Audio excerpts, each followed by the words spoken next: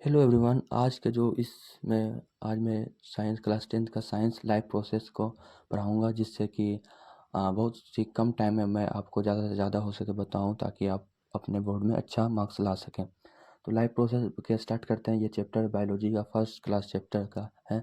Life process क्या होता है? मतलब वो सभी प्रक्रिया हमारे बॉडी में जो हम भी हमारे बॉडी में वो सभी जो भी हमारे बॉडी में अलग अलग ऑर्गन होता है, तो ये जो अलग अलग ऑर्गन जो भी प्रोसेस करता है, अपना अलग अलग फंक्शन करता है, जिसके कारण कि हम लोग जिंदा है, तो उसी के कहते हैं लाइफ प्रोसेस। जैसे नोज स्मेलिंग करता है, ईयर सुनने का काम करता है, लंग्स ऑक्सीजन और कार्बन डाइऑक्साइड बाहर निकालने का काम करता है, फिर स्टोमक स्मॉल इंटेस्टाइन डाइजेशन, ये सब डाइजेशन करता है। तो ये सब ऑर्गन जो है वो अलग अलग अपना अलग अलग फंक्शन कर रहे हैं, जिसके कारण कि हम जिंदा है। यदि जिस दिन ये अलग अलग अपना फंक्शन करना बंद कर दें, तो हम लोग नहीं जिंदा रह पाएंगे। तो इसी को कहते हैं लाइफ प्रोसेस। लाइफ प्रोसेस किसे कहते हैं?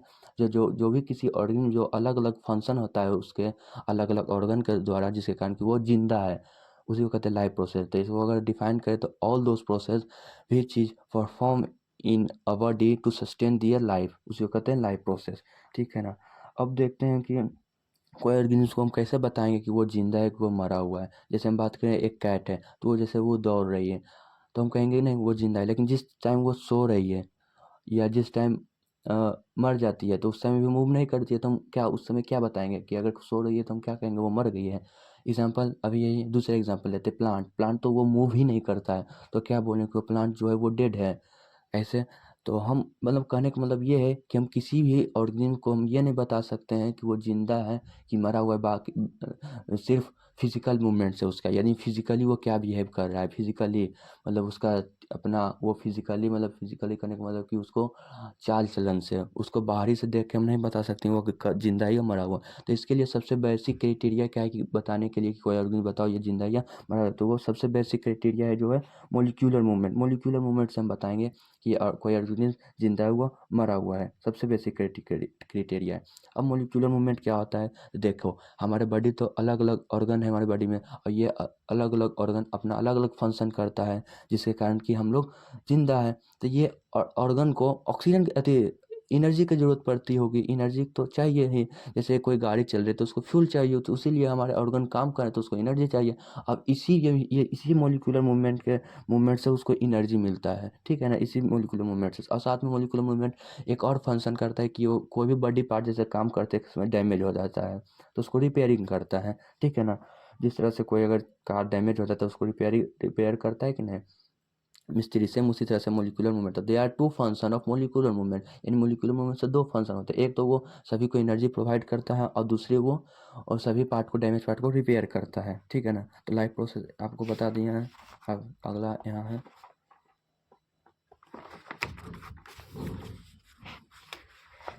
ये वाला। तो यहाँ तक यही है लाइफ प्रोसेस का डिफाइन है। ये जो मैं बता रहा हूँ वो शायद आपको समझ में आ जाएगा, ये थोड़ा सा कम्प्लेक्स है। अब देखते हैं। अब ये जो मोलिकुलर मूवमेंट हो रहा है, ये मोलिकुलर मूवमेंट करने का मतलब कहने का मतलब मोलिक्यूल्स का मूवमेंट। मोलिकुलर मूवमेंट मतलब मोलिक्यूल्स का मूवमेंट। अब मोलिक्यूल्स हम लोग जैसे वॉक करते तो हम लोग को एनर्जी रहता है, इसलिए वॉक करते रन करते हैं। अगर जिस दिन एनर्जी रहता है उस दिन आप गौर करते हैं कि हम लोग बात नहीं कर सकते हैं।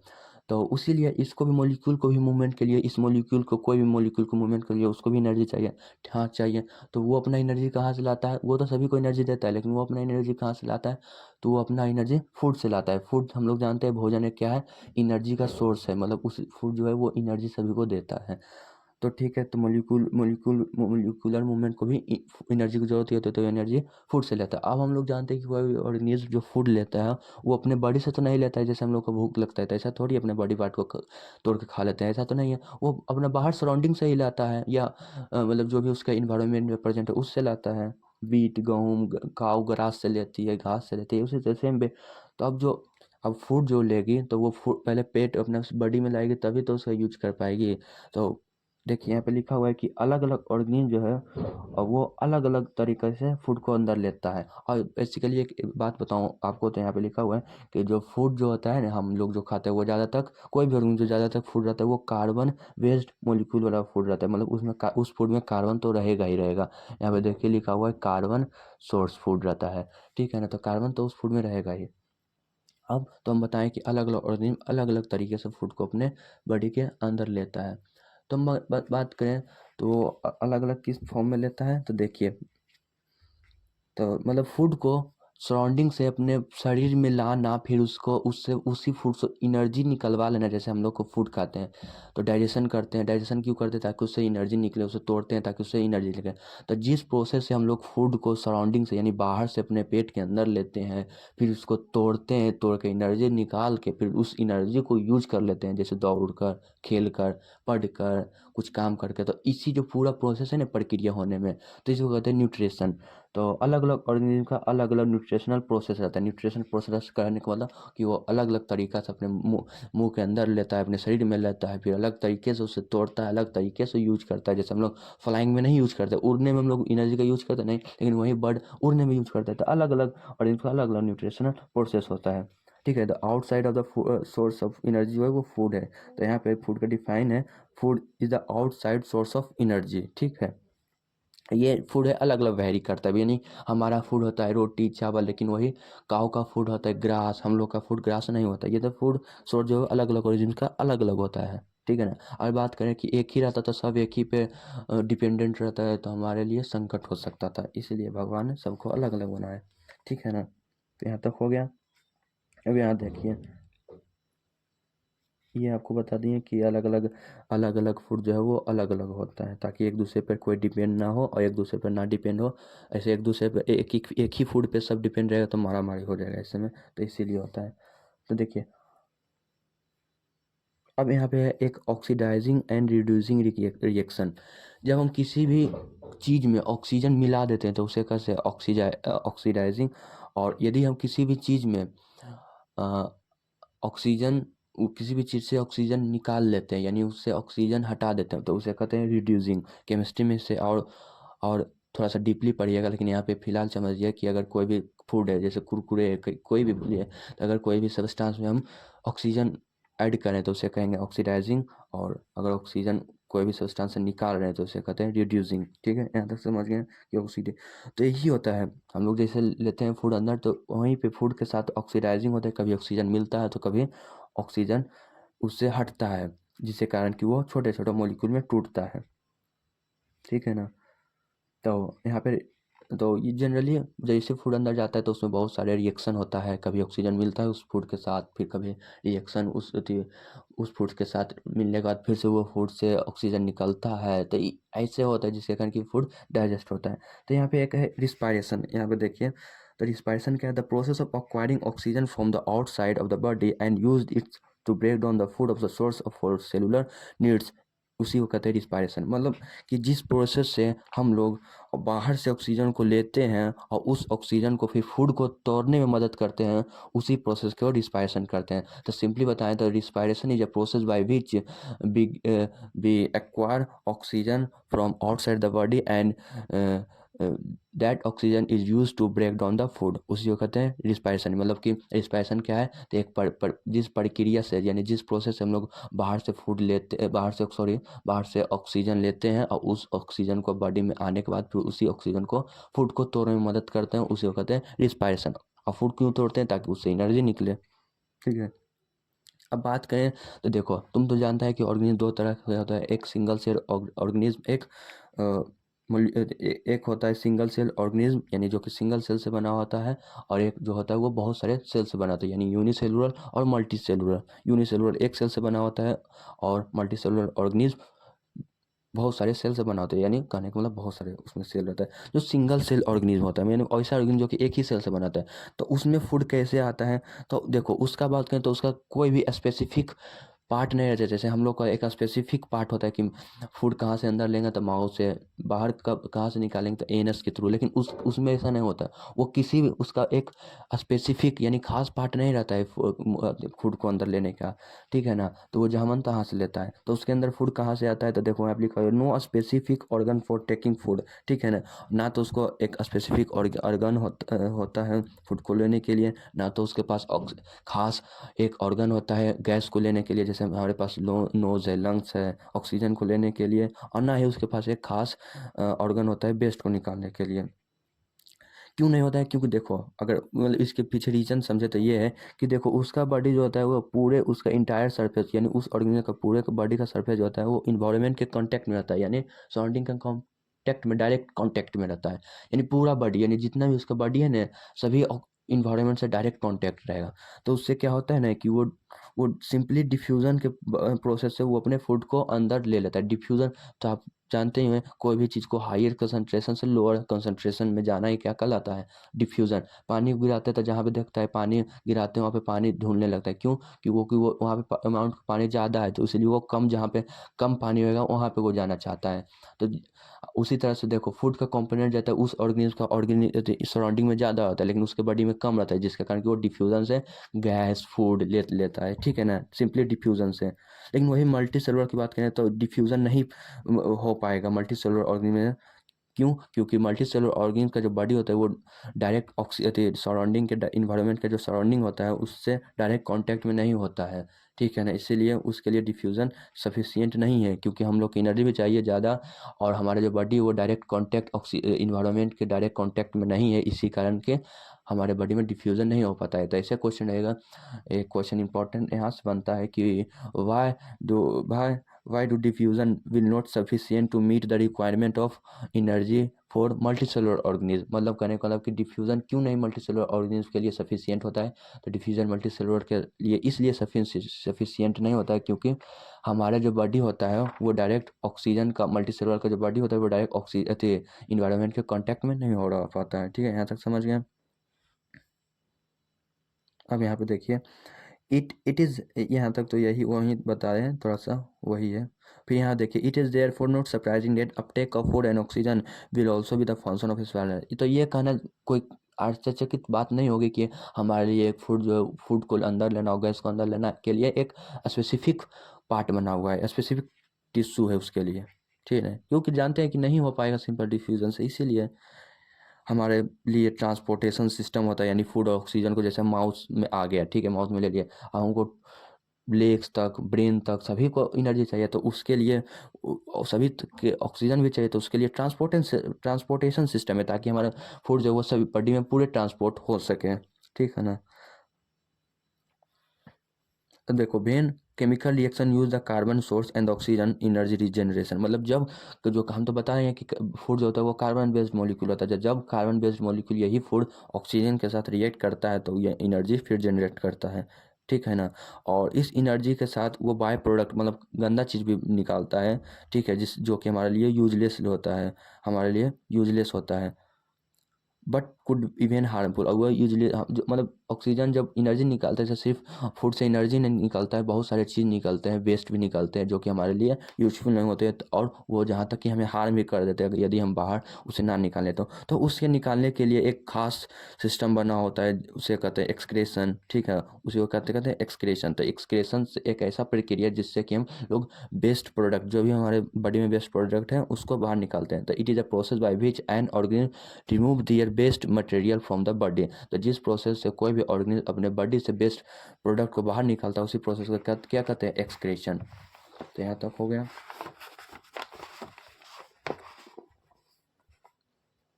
अब यहाँ देखिए, the transportation system will not need to transport waste away from the cell to excretory system, ठीक है ना? तो अब ट्रांसपोर्टेशन सिस्टम को ये भी ज़रूरत होता है कि वो वेस्ट को भी ट्रांसपोर्ट कर सके एक्सक्रेटरी ऑर्गन तक, फिर वो ऑर्गन निकालता है, जैसे एनस, वहाँ से फिर निकलता है किडनी, वहाँ तक तो पहले वो जाएगा तभी ना वहाँ से किडनी निकालेगा, तो उसको कौन फिर वहाँ तक ले जाता है? तो ट्रांसपोर्टेशन सिस्टम से वहाँ तक जाता है। जैसे हमारे बात करें, हेड में कोई वेस्ट है, मतलब ब्रेन में, ब्रेन कहने का मतलब कि हेड में, सर में, या कहीं पे दूसरे लंग्स में, तो वहाँ से फिर किडनी तक कौन ले जाएगा? तो ये ट्रांसपोर्टेशन सिस्टम। तो ट्रांसपोर्टेशन सिस्टम से हम लोग फूड, ऑक्सीजन, वेस्ट मटेरियल को ट्रांसपोर्ट करते हैं, ठीक है? यहाँ पे क्वेश्चन की अगर बात करें तो ये तो बता दिए, why is diffusion efficiency insufficient to meet the oxygen requirement to the multicellular organism, तो ये सब तो बता ही दिए। अब यहाँ देखिए न्यूट्रिशन, यहाँ पे ये भी, तो यहाँ पे हम तो बताएं कि वो सभी, चलिए इसका एक अलग वीडियो बना देते हैं। इसके लिए पहले यहाँ देखिए, बाद में हम इस एडिशनल क्वेश्चन का सबका आंसर बताते चले जाएंगे, समझा देंगे। पहले हमको टॉपिक खत्म कर दें।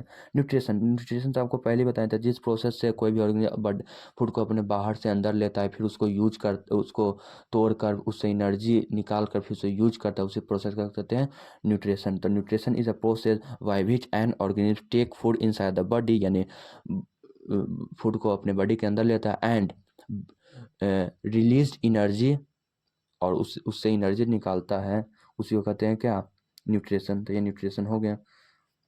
अब how do organism their get their food, अब कैसे ऑर्गेनिज्म होता है। अब देखो न्यूट्रिशन को दो, यहाँ से यहाँ तक आपको पढ़ने की जरूरत है, हम बताते देते हैं डायरेक्टली कम्प्लेक्स में कि some organism use simple food material obtained from inorganic source in the form of carbon dioxide water and this organism is autotroph. अब देखो न्यूट्रिशन को दो पार्ट में बांटा, एक ऑटोट्रॉफ में, यहाँ पे जो है ऑटोट्रॉफ एक है, और एक आपको हेट्रोट्रॉफ मिलेगा, ठीक है ना। तो पहले यहाँ पे देखिए आपको मिला हेट्रोट्रॉफ। तो न्यूट्रिशन को ही दो पार्ट में बांटा गया है, जैसे ये न्यूट्रिशन है, ठीक है ना। तो ये न्यूट्रिशन को दो पार्ट में बांटा, एक ऑटोट्रॉफ में और एक हेट्रोट्रॉफ में। तो ये दो पार्ट में। अब समझते हैं ऑटोट्रॉफ क्या होता है, ठीक है।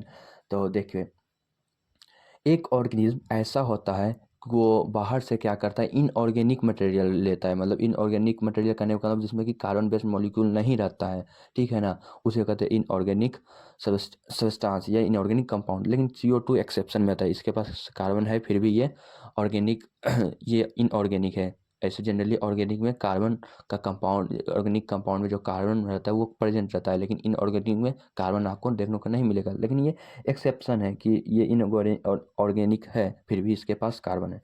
तो कुछ तो ऐसा होता है ऑर्गेनिक जो कि बाहर से इनऑर्गेनिक मटेरियल लेता है और उसे प्रोसेस करता है और फिर उससे फूड निकालता है। लेकिन कुछ ऐसा ऑर्गेनिक जो होता है वो क्या करता है, डायरेक्टली वो क्या करता है, ऑर्गेनिक सब्सटेंस को ले लेता है। जैसे हम एक ऑर्गेनिक तो बताएं कि वो इनऑर्गेनिक को लेता है, उसको मॉडिफाई करता है, बनाता है, ऑटोट्रॉफ होता है। लेकिन वही जो डायरेक्ट ऑर्गेनिक सब्सटेंस को ही लेता है बाहर से, उसे कहते हैं हेट्रोट्रॉप, और जो इनऑर्गेनिक सब्सटेंस लेता है बाहर से और उसे कहते हैं ऑटोट्रॉप। देखो ऑटोट्रॉप को ये तो सिंपली बताए हैं थोड़ा सा, और थोड़ा सा समझाएं कार्बन के बेसिस पे। आप थोड़ा सा समझाते हैं कि ये ऑटोट्रॉप क्या होता है।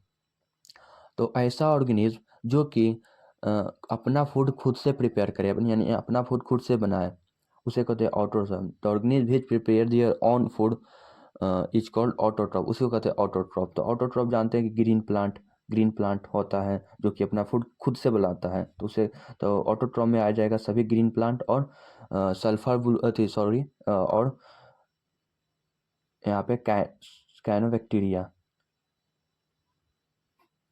साइनोबैक्टीरिया है वही, जिसे कहते हैं ब्लू ग्रीन अलगाए, ठीक है, उसी को कहते हैं ब्लू ग्रीन अलगाए, साइनोबैक्टीरिया को ही। तो यही दो होता है, एक तो ग्रीन प्लांट और एक ब्लू ग्रीन अलगाए, जिसे साइनोबैक्टीरिया के नाम से भी जाने जाते हैं, ठीक है ना। तो उसी को कहते हैं। तो ऑटोट्रॉफ में यही होता है दो, मतलब यही दो ऐसा ऑर्गेनिज्म है जो कि अपना फूड खुद से बना लेता है, ये किसी दूसरे पर डिपेंड नहीं करता अपने फूड के लिए, ठीक है ना। लेकिन यदि हेट्रो, यहाँ पे देखो लिखा हुआ है सम ऑर्गेनिज्म यूज, सिंपली ये क्या करता है ऑटोट्रॉफ, बाहर से क्या करता है, कार्बन डाइऑक्साइड लेता है, वाटर लेता है, और कार्बन डाइऑक्साइड वाटर लेकर सनलाइट से फिर सोलर एनर्जी की मदद से इसे कन्वर्ट कर लेता है ग्लूकोज में, यानी फूड में। तो ये होता है ऑटोट्रॉफ। तो इसमें देखो है ग्रीन प्लांट और सम बैक्टीरिया का मतलब ब्लू ग्रीन अलगा, और अदर वहीं कुछ ऑर्गेनिज्म जो होता है वो हेट्रोट्रॉफ की अगर बात करें तो ऐसा ऑर्गेनिज्म जो कि फूड, अपने फूड के लिए, अपने एनर्जी के लिए किसी दूसरे पर डिपेंड करते हैं, तो उसे कहते हैं हेट्रोट्रॉफ। यानी हेट्रोट्रॉफ अपना खाना खुद से नहीं बना सकता है, ठीक है। इसका जो सर्वाइवल होता है वो डायरेक्टली और इनडायरेक्टली ऑटोट्रॉफ पे डिपेंड करता है। यानी तो जैसे काव है, ये भी हेट्रोट्रॉफ है, लेकिन डायरेक्टली ये डिपेंड प्लांट पे, डायरेक्ट प्लांट को खाता है। लेकिन हम लोग इनडायरेक्टली हैं, डायरेक्टली लाइक दोनों, क्योंकि उससे फल लो, तोड़ो, खाओ, या फिर उसका फल बनाओ, उसमें मसाला डालो, पकाओ, उसके बाद खाओ। तो ये इनडायरेक्टली हुआ, लेकिन उससे फल तोड़ कर डायरेक्ट खाओ, डायरेक्टली हुआ, ठीक है ना। तो हेटरोट्रॉपिक में आ जाएगा सभी एनिमल, जितना भी एनिमल है, यहाँ तक ह्यूमन बीइंग भी। और फंगाई भी क्या है, एक हेटरोट्रॉप है, ठीक है। तो ऑटोट्रॉपिक न्यूट्रिशन के बारे में समझते हैं। तो यहाँ पे देखिए इसका अगर बात करें तो यहाँ तक यही है। अब इसको हम थोड़ा से बता देते हैं। जैसे ये प्लांट है, ठीक है, प्लांट क्या करता है, अपने CO2 सराउंडिंग से लाता है, ठीक है, प्लस रूट से वाटर लाता है, और यहाँ पे क्लोरोफिल रहता है, वो ये क्लोरोफिल, देखो क्लोरोफिल प्लांट में जो क्लोरोफिल होता है उसका फंक्शन क्या होता है, हम जानते हैं क्लोरोफिल जिसके पास नहीं होता है वो नहीं फोटोसिंथेसिस करता है। तो फोटोसिंथेसिस आप लोग जानते हैं जिस प्रोसेस से ग्रीन प्लांट अपना भोजन तैयार करते हैं उसी को कहते हैं फोटोसिंथेसिस। तो यहाँ पे सनलाइट से आया सनलाइट आया, इसको सनलाइट की जरूरत है क्या कि ये भी जो भी है यहाँ पे कंपाउंड उसको बना देता है ग्लूकोज के फॉर्म में, C6H12O6। यही इसका फूड बन गया। फूड बन गया किसका, प्लांट का, ग्रीन प्लांट का। सेम थिंग बैक्टीरिया भी यानी ब्लू ग्रीन अलगा भी वही करता है, CO2H2O की मदद से उसे डायरेक्ट कन्वर्ट कर पाता है फूड में, ग्लूकोज में। तो यहाँ पे देखो लिखा हुआ है यहाँ पे देखो, यहाँ तो यही है, और यहाँ से देखो material taken carbon dioxide and water beach convert है, उसको फिर कार्बोहाइड्रेट में तोड़ते हैं, कार्बोहाइड्रेट वही glucose. In the present sunlight के प्रेजेंट, हम लोग बताएं कि सनलाइट के प्रेजेंट मतलब सन ही लाइट होता है जो कि इसको दोनों को जोड़ाता है, यानी मतलब सन ही लाइट जो है ये दोनों को जोड़कर इसमें कन्वर्ट करवाता है। इसी से जो एनर्जी है तो वही एनर्जी इतना कर पाता है। अगर ये एनर्जी ना आए तो ये सेम थिंग बना रहेगा, ये ना तो इसमें कन्वर्ट होगा ना ही ये इसमें कन्वर्ट होगा, ठीक है ना। तो सनलाइट का भी इंपॉर्टेंस जान गए यहाँ तक। और फिर यही जो कार्बोहाइड्रेट बना यानी ग्लूकोज बना C6H12O6, फिर वही एनर्जी प्रोवाइड करता है। तो देखो the carbohydrate which are not use, जैसे प्लांट फोटोसिंथेसिस किया, वो अपना ग्रोथ के लिए, डेवलपमेंट के लिए, फोटोसिंथेसिस करने के लिए उसको एनर्जी चाहिए। अब बाय द वे देखो कई किसी दिन धूप नहीं भी उगता है तो वो प्लांट जिंदा रहता है, ठीक। क्यों रहता है, क्योंकि वो जो फूड बनाता है वो जो यूज नहीं हो पाता है, यानी पूरी तरह से हम लोग वो फूड खाए, लोग फूड खा के सो गए तो वो उस फूड का एनर्जी, वो एनर्जी जो उससे फूड से एनर्जी पूरी तरह से यूज नहीं हुआ, थोड़ा सा अंदर का एक्टिविटी मोलिकुलर मूवमेंट में एनर्जी लगा, बाकी दौड़ने उन्हें बढ़कर नहीं किया तो वो एनर्जी रिजर्व रहता है यानी बचा हुआ रहता है। तो उसी सेम थिंग प्लांट में भी एनर्जी किस फॉर्म में स्टोर रहता है, तो वो रहता है स्टार्च के फॉर्म, स्टार्च के फॉर्म में देखो यहाँ पे स्टोर रहता है यानी जमा रहता है। फिर से अगर यूज करने के बाद तो स्टार्च को फिर से ग्लूकोज में लाता है, फिर उसको यूज करता है, ठीक है ना। और उसी तरह अगर हम लोग में बच जाता है एनर्जी तो किस फॉर्म में स्टोर होता है, ग्लाइकोजन में, ग्लाइकोजन के फॉर्म में, ठीक है ना। फिर से इसको अगर यूज करना है तो ग्लाइकोजन को फिर से ग्लूकोज में लाओ और उसको यूज करो। अब देखते हैं चलो कि प्लांट पूरे फोटोसिंथेसिस का मैकेनिज्म समझते हैं, ठीक है ना। तो देखो सनलाइट का क्या इंपॉर्टेंस, सबसे पहले अगर फोटोसिंथेसिस कोई प्लांट कर रहा है यानी ग्लूकोज बना पा रहा है अपने लिए फूड, तो वो कैसे बनाता है, तो सबसे पहले देखो वो सनलाइट लाइट जो है एनर्जी, सनलाइट को मतलब जो भी सोलर लाइट में एनर्जी रहता है उसको क्लोरोफिल की मदद से लेता है, ठीक है। यानी सनलाइट से पहले क्या किया, यहाँ पे सनलाइट से आया उसको उससे एनर्जी ऑब्टेन करता है। और ये एनर्जी क्यों ले पा रहा है, क्योंकि इस क्लोरोफिल की वजह से, क्लोरोफिल है जो इसको सनलाइट को ट्रैप करता है, उसका एनर्जी कन्वर्ट कर लेता है, मतलब उससे उस लाइट से एनर्जी ले पाता है। फिर उससे पहला स्टेप तो यही होता है, फोटोसिंथेसिस किया था सबसे पहले यही करेगा, यानी प्लांट कर रहा है चलो अब हम फोटोसिंथेसिस प्रोसेस करेंगे, तो वो क्या करेगा, सबसे पहले सनलाइट से सोलर एनर्जी लेगा with the help of chlorophyll. दूसरा the light energy into chemical energy and, जो भी एनर्जी इसमें आया है, जो भी मतलब सोलर एनर्जी से आया है, जैसे ये एनर्जी है, अभी इस एनर्जी से क्या करेगा, H2O को तोड़ेगा, वाटर मॉलिक्यूल को तोड़ेगा, H2 और O2 में वाटर मॉलिक्यूल को तोड़ेगा, ठीक है ना। क्या करेगा, वाटर मॉलिक्यूल को तोड़ेगा। और ये वाटर कहाँ से लाया, तो हम लोग जानते हैं रूट से लाया, सॉइल से लाया। तो ये वाटर मॉलिक्यूल को तोड़ा, और यहाँ पे देखिए ऑक्सीजन O2 कैसे प्रोड्यूस हुआ, वाटर मॉलिक्यूल को तोड़कर। ऐसी वाटर मॉलिक्यूल को तोड़ने को ही कहते हैं हाइड्रोलोसिस या फोटोलाइसिस ऑफ वाटर। क्या कहते हैं, फोटोलाइसिस ऑफ वाटर, यानी वाटर वाटर को तोड़ना, H2O को क्या करना, H2O को तोड़ना। तो यहाँ पे देखो H2 और O2 में तोड़ा, ठीक है। अब H2 O2 में तोड़ा, यहाँ पे O2 जो है बाय प्रोडक्ट है यानी इसके लिए यूजलेस है, तो ये O2 निकाल देता है स्टोमाटा से, ठीक है, गैस, यहीं से फिर हमको ऑक्सीजन मिल जाता है। देखो यही भी पॉइंट हो गया। उसके पहला step chlorophyll, solar energy, solar light से सोलर एनर्जी लिया क्लोरोफिल की मदद से। दूसरा उसी एनर्जी को फिर जो सनलाइट से लिया तो उस एनर्जी से मदद से वाटर को तोड़ता है यानी स्प्लिटिंग ऑफ वाटर मॉलिक्यूल, ठीक है, तोड़ता है हाइड्रोजन और ऑक्सीजन में, ऑक्सीजन फिर निकाल लेता है। फिर reduction of carbon dioxide into carbon dioxide. फिर तीसरा स्टेप में क्या करता है कि CO2 को रिड्यूस्ड करके किसमें बनाता है, C6H12O6, ठीक है, इसमें बनाता है। देखो CO2H2 है, क्लोरोफिल की मदद से लाया, फिर वाटर तोड़ दिया, तो इससे जो हाइड्रोजन रहता है हाइड्रोजन को इसमें जोड़ता है CO2 में। हाइड्रोजन जो भी निकला यहाँ पे जैसे हाइड्रोजन फोटोलाइसिस ऑफ वाटर के बाद जो ऑक्सीजन तो निकाल दिया, अब यहाँ पे जो हाइड्रोजन है उसको क्या करता है CO2 में मिलाता है, मॉडिफाई करके C6H12O6 बना देता है, यानी कार्बोहाइड्रेट बना देता है। देखो बाकी ये बैलेंस कर दिया है, और वाटर भी निकलता है क्योंकि पूरे वाटर को तोड़ता नहीं है, कुछ वाटर रहता है, ठीक है ना। जैसे 10 मॉलिक्यूल है तो 10 मॉलिक्यूल में 10 को ही नहीं तोड़ेगा, कुछ को ही तोड़ेगा। तो यहाँ तक ये हो गया।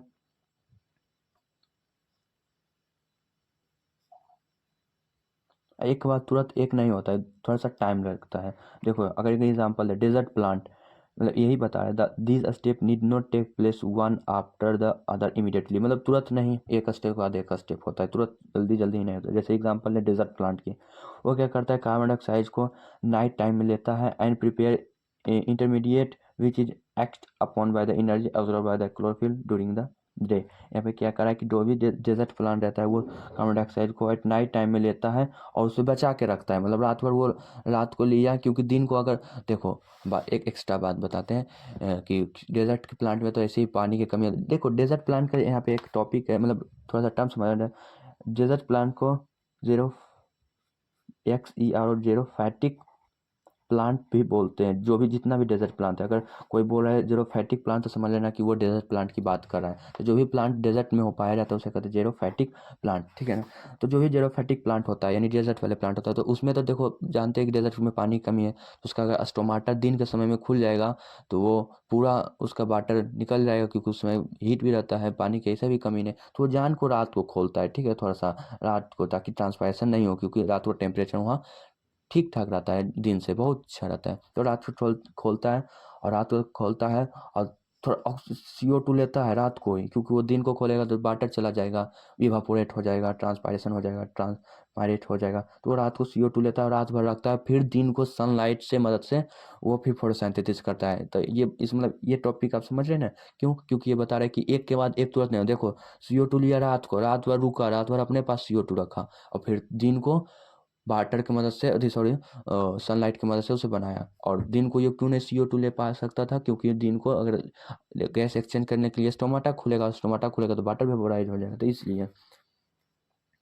अब जानते हैं। अब हम आपको बता भी दिए सनलाइट का क्या यूज है। तो सनलाइट को जो भी क्लोरोफिल उससे एनर्जी बनाता है, उससे वाटर को तोड़ता है ताकि हाइड्रोजन मिले, हाइड्रोजन से फिर इसमें कार्बन डाइऑक्साइड में कंबाइन करके उसे यानी रिडक्शन करके फिर उसको किसी सब्सटेंस में हम हाइड्रोजन भी मिला रहे हैं तो आप उसे रिड्यूस्ड कर रहे हैं, तो रिड्यूस्ड करके CO2, देखो CO2 में हाइड्रोजन मिलाए तो यानी रिड्यूस्ड किए, तो फिर ग्लूकोज बनाए, कार्बोहाइड्रेट जिसे बोल रहे हैं। यहाँ पे बोल रहा है जो क्लोरोफिल रहता है वो क्लोरोफिल कहाँ रहता है, तो एक क्लोरोप्लास्ट होता है, यानी सर्कल लाइक स्ट्रक्चर होता है क्लोरोप्लास्ट, उसी में उस सर्कल लाइक कंपोनेंट को कहते हैं क्लोरोप्लास्ट। और क्लोरोप्लास्ट में ही क्लोरोफिल, जैसे ये बाय द वे समझो कि ये क्लोरोप्लास्ट है, ठीक है, सर्कल लाइक, तो इसी में क्लोरोप्लास्ट में ही क्लोरोफिल भरा होता है। देखो green dot like cell organism होते हैं क्लोरोप्लास्ट, जिसमें कि क्लोरोफिल भरा होता है। ये एक्टिविटी तो आपको बाद में ही पढ़ लेना है, या एक्टिविटी जो है वो मतलब यहाँ पे एक्टिविटी बताया क्लोरोफिल एसेंशियल क्यों होते हैं फोटोसिंथेसिस के लिए। तो आप बताइएगा, हम अगर आपको जैसा हो एक्टिविटी अगले वीडियो में बता देंगे। ऐसे भी टाइम तो उतना नहीं है, आपको भी सोचें जितना ज़्यादा से ज़्यादा मार्क्स हो सके ऑब्टेन कर लें। अब देखें स्टोमाटा, स्टोमाटा क्या आता है, जो भी आप लीफ के सरफेस पे पोर्स देखते हैं दिखता है, मतलब पोर्स लाइक स्ट्रक्चर, देखो यहाँ पे पोर्स रहेगा, छेद रहेगा लीफ में, उसी को कहते हैं स्टोमाटा, ठीक है। यहाँ पे देखो दिया होगा स्टोमाटा की define, stomata which are tiny pores, यानी बहुत ही छोटा पोर्स रहता है, प्रेजेंट रहता है लीफ के सरफेस पे, उसी को कहते हैं stomata. Tiny pores which present on the surface of leaf, उसी को कहते हैं स्टोमाटा, यानी जो छोटा सा पोर्स है जो लीफ के सरफेस पे प्रेजेंट रहता है उसी को कहते हैं स्टोमाटा, ठीक है। ज़्यादा जो गैस, यहाँ पे वही बात, यहाँ से यहाँ तक आपको बताते हैं क्या है। तो ज़्यादातर जो गैस एक्सचेंज होता है वो लीफ से ही होता है, और लीफ से कैसे, तो इसी पोर्स से यानी इसी स्टोमाटा से होता है। और ये जो गैस एक्सचेंज होगा तो वो हमेशा क्यों कब होता है, तो फोटोसिंथेसिस के दौरान, ताकि वो जब कार्बन डाइऑक्साइड का जरूरत कब पड़ता है, जब वो फोटोसिंथेसिस करे, क्यों पड़ता है, ताकि वो कार्बन डाइऑक्साइड को, आपको पिछले बार बताया कि कार्बोहाइड्रेट में कन्वर्ट कर सकें, तो जब फोटोसिंथेसिस करता है तो वो गैस एक्सचेंज करता है ताकि कार्बन डाइऑक्साइड को ले। तो ज़्यादातर गैस एक्सचेंज स्टोमाटा के थ्रू ही होता है। और exchange of gases occur across, और कभी कभी मतलब ऐसा नहीं कि सिर्फ लीफ से ही होता है, कभी कभी स्टीम से भी होता है, रूट से भी होता है, और लीफ से, यानी इस 3 जगह से होता है गैस एक्सचेंज। ज़्यादा होता है 99% लीफ से होता है, फिर थोड़ा बहुत स्टीम में छेद रहता है जिसे कहते हैं लेंटिकल्स यानी उस छेद को कहते हैं लेंटिकल, और उसी लेंटिकल्स का से होता है लेंटिकल, ऐसे लेंटिकल्स, लेंटिकल्स। और जो since large amount of water can be also be lost to the stomata, अब वाटर को भी लॉस्ट होता है, देखो स्टोमाटा से ही वाटर का भी लॉस्ट होता है, यानी गायब, मतलब वाटर को भी किस स्टोमाटा से ही निकालता है अपने प्लांट, अपने से वाटर को, ज़्यादा अगर वाटर है उसके पास तो वो किस फॉर्म में इवोपरेट करता है, कहाँ से, तो स्टोमाटा से। तो जिस प्रोसेस से प्लांट अपने वाटर को रिलीज करता है इन्वायरमेंट में, एटमॉस्फेयर में, उसी प्रोसेस कहते हैं transpiration. The process by which stomata release the amount of water in the atmosphere through the stomata, उसे कहते हैं ट्रांसपायरेशन। यानी जिस प्रोसेस से प्लांट अपने अपने वाटर मॉलिक्यूल के अपने अंदर से स्टोमाटा के द्वारा कहाँ से निकालता है, तो स्टोमाटा से द्वारा, क्योंकि वही एक छेद है तो उससे निकालता है, तो उसी प्रोसेस कहते हैं ट्रांसपायरेशन, ठीक है ना। अब the plant closes this pores when it does not need carbon dioxide for, अब उसको कार्बन डाइऑक्साइड की जरूरत नहीं है कि जब, यानी फोटोसिंथेसिस अब उसको नहीं करना है रात को, तो रात को तो वो फोटोसिंथेसिस करेगा ना। और फोटो हम लोग जान अभी भी बताएं कि फोटोसिंथेसिस कब करेगा, अति फोटोसिंथेसिस इसीलिए जब करता है तो उसको CO2 की जरूरत पड़ती है, तो CO2 जब रात को फोटोसिंथेसिस कर ही नहीं पाएगा क्योंकि सनलाइट नहीं है, तो फिर वो CO2 क्यों लेगा, उसको क्या जेरोफाइटिक प्लांट के द्वारा उसको, जनरली प्लांट को पानी की कमी नहीं होती, तो वो जिस समय सनलाइट उगता है ना, तो उसी समय गैस को एक्सचेंज करता है। तो जिस समय फोटोसिंथेसिस नहीं करता है तो वो उस समय वो क्या करता है, अपने स्टोमाटा को क्लोज कर देता है, यानी उस पोर्स को बंद कर देता है, ताकि जब वो पोर्स खुलेगा तो गैस एक्सचेंज भी होगा, वाटर का भी खपत होगा, यानी वाटर भी उड़ेगा। अब वाटर भी उड़ेगा, समझा है ना। तो हमेशा अगर खुला रहेगा तो पूरा वाटर चला जाएगा, तो दिक्कत होता है प्लांट के लिए, फिर वो वाटर कहाँ से लाएगा, जितना भी आ रहा है खुला जाए, तो उसको रेगुलेट करने के लिए, ताकि जब फोटोसिंथेसिस ना हो तब स्टोमाटा नहीं खुलेगा, तो इसके लिए वो एक गार्ड सेल रहता है जो कि स्टोमाटा के चारों तरफ से घेरा हुआ था, यही गार्ड सेल है। ये स्टोमाटा पोर्स है, तो उसको उस पोर्स को ओपनिंग एंड क्लोजिंग करते हैं, यानी जब काम रहता है तो उसको खोलता है, और जब CO2 का काम नहीं रहता है, यानी जब फोटोसिंथेसिस नहीं होता है तो उसे बंद कर देता है। देखो, the opening and closing of the pores of is function by the guard cell, यानी जो स्टोमाटा के स्पोर्स को खोलना और बंद करना कौन रेगुलेट करता है, गार्ड सेल से ही। The guard cell swell when water flow into them, यानी and causing stomata pores to open, यानी जब गार्ड सेल में, इसी गार्ड सेल या जो यही है ना इतना स्ट्रक्चर ये पूरा, इसको कहते हैं गार्ड सेल, सेमी सर्कल जैसा, तो इसको कहते हैं गार्ड सेल। और जब गार्ड सेल में बहुत सारे मतलब पानी आ जाता है तो ये फूल जाता है, अब फूल जाता है तो ये खुल जाएगा, जब फूल जाएगा ना, यानी सोलन मतलब फूल जाना। और कब कोई चीज़ फूलता है तो जब देखते हो चमकीले में पानी देते हो तो कितना फूल जाता है, हवा तो एक अलग चीज़ है, लेकिन वाटर जब ये आता है तो ये सोयल हो जाता है, यानी फूल जाता है, और फिर स्टोमाटा खुल जाता है। लेकिन वहीं वाटर अगर कम है, वाटर कम है यानी इसमें पानी नहीं है, तो पानी इसमें जब नहीं है तो कम है वाटर, तो ये बंद हो जाता है, यानी यहाँ पे देखो लिखा हुआ है श्रिंक, श्रिंक मतलब चिपक जाता है आपस में, दोनों दोनों गार्ड से, दो गार्ड से रहते हैं, कि ये कि ये चिपक जाता है। ये बता रहा है कि CO2 कितना जरूरी होता है फोटोसिंथेसिस से के लिए, जब बार बार बोल रहा है कि फोटोसिंथेसिस नहीं हो, CO2 नहीं ले रहा है यानी फोटोसिंथेसिस नहीं होगा, था यही बता रहा है कि CO2 कितना जरूरी होता है। ये एक्टिविटी आगे बता देंगे। हाँ देखो, यहाँ पे बोला जा रहा है कि वाटर जो फोटोसिंथेसिस में यूज होता है, बताएं वही कि ना, कौन सा स्टेप था वो, यहाँ पे देखिए सेकेंड स्टेप था, है ना, सेकेंड स्टेप था, तो सेकेंड स्टेप में वाटर को तोड़ता था, तो वाटर ये कहाँ से लाता है, तो वाटर लाता है, देखो ये यहाँ पे जो दिख रहा है, यहाँ वाटर वो लाता है सॉइल से, ठीक है ना, सॉइल से वाटर लाता है प्लांट में, किसकी मदद से, तो रूट्स की मदद से। ये टेरेस्ट्रियल मतलब जो प्लांट लैंड पे होता है, सॉइल में होता है, और बहुत सारे प्लांट वाटर में होते हैं, तो जो प्लांट वाटर में होता है उसे कहते हैं एक्वेटिक प्लांट, ठीक है, क्या कहते हैं, एक्वेटिक प्लांट, एक्वेटिक प्लांट, ठीक है। जो लैंड पे होता है, जो लैंड पे होता है उसे क्या कहते हैं, उसे कहते हैं टेरेस्ट्रियल प्लांट, यहाँ पे दिया हुआ है टेरेस्ट्रियल प्लांट। अदर मटेरियल, ऐसा नहीं कि सिर्फ उसको वाटर ही चाहिए, और भी मटेरियल्स की रिक्वायरमेंट है, तो उसके डेवलपमेंट फोटोसिंथेसिस के लिए नहीं, लेकिन उसके ग्रोथ के लिए, जैसे nitrogen, phosphorus, iron, magnesium are taken from the soil, ठीक है। नाइट्रोजन एक बहुत ही ज़रूरत एलिमेंट होता है प्रोटीन को सिंथेसाइज करने के लिए, यानी अगर प्लांट में प्रोटीन नहीं है, यानी समझो कि नाइट्रोजन उसमें नहीं है, तो नाइट्रोजन ही प्लांट के अंदर प्रोटीन बनाता है, और बहुत सारे कंपाउंड को भी नाइट्रोजन बनाता है। अब आगे देखिए, अब ये जो नाइट्रोजन जो सॉइल से हाँ, ये जो नाइट्रोजन सॉइल से लेता है, यहाँ पे देखिए, ये जो नाइट्रोजन सॉइल से लेता है वो डायरेक्ट नाइट्रोजन के फॉर्म में ही नहीं लेता है, वो नाइट्रेट्स और नाइट्राइट्स के फॉर्म में लेता है। यानी नाइट्रेट्स करने का मतलब NO3 और नाइट्राइट करने का मतलब NO2। यहाँ पे देखिए मैं लिख देता हूँ, नाइट्रेट्स ATES जो है ना, उसमें होता है NO3 और नाइट्राइट्स ITE वाला होता है NO2। तो ये इस फॉर्म में लेता है, ना कि आप समझिए कि डायरेक्ट इस फॉर्म में लेगा, ठीक है ना, या इस फॉर्म में नहीं, वो इस फॉर्म में और इस फॉर्म में लेता है, यानी NO2 के फॉर्म में। तो इस फॉर्म में लेगा तो नाइट्रेट्स, और इस फॉर्म को कहते हैं नाइट्राइट्स ITES वाला। ये समझ गए। अब हेट्रोट्रॉपिक क्या होता है? तो हेट्रोट्रॉपिक जो है ना, वो सिंपली देखिए, इतना को हम शॉर्ट में बताते हैं क्योंकि हम पढ़े हुए हैं, पूरे अच्छे से रीडिंग किए हुए हैं, सभी को मेन जो है वो बताते हैं। अब जो हेट्रोट्रॉपिक न्यूट्रिशन क्या होता है? तो हेट्रोट्रॉपिक न्यूट्रिशन देखो क्या होता है ना, कि जो ऑर्गेनिज्म खुद से नहीं फूड बना सकता है, वो दूसरे पर डिपेंड रहता है। वो कहने का मतलब ऑटो, ये दूसरे अति पर डिपेंड रहता है। वो those organism which can not prepare their own food, ऐसा जो कि अपना फूड खुद से नहीं बनाता है, but they depend on other organism, लेकिन वो दूसरे ऑर्गेनिज्म पे डिपेंड रहता है फॉर दियर फूड रिक्वायरमेंट के लिए या एनर्जी रिक्वायरमेंट के लिए। तो उसे कहते हैं हेट्रोट्रॉपिक न्यूट्रिशन। तो ऐसा ऑर्गेनिज्म जो कि अपना खुद ना बनाए, उसे कहते हैं हेट्रोट्रॉपिक न्यूट्रिशन। कुछ ऑर्गेनिज्म जो है, जो देखो यहाँ पे देखिए, some organism break down the food material outside the body and then organism.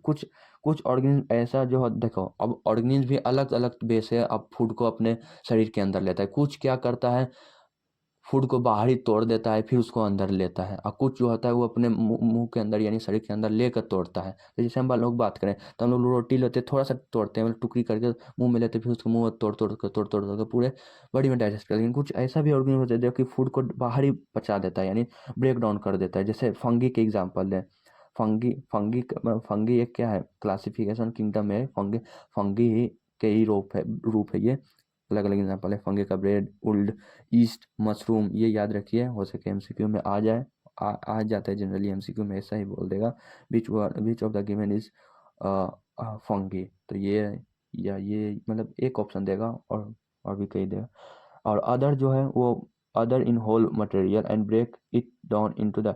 और दूसरे ऑर्गेनिज्म क्या करता है, पूरे फूड मटेरियल को अपने अंदर लेता है, उसके बाद तोड़ता है। तो फंगी क्या करता है, तो फंगी क्या करता है कि बाहर ही अपने फूड को तोड़ लेता है, ठीक है ना, बाहर ही अपने फूड को तोड़ लेता है। लेकिन वही फंगी जो है अपने फूड को बाहर ही तोड़ लेगा, शरीर से बाहर ही।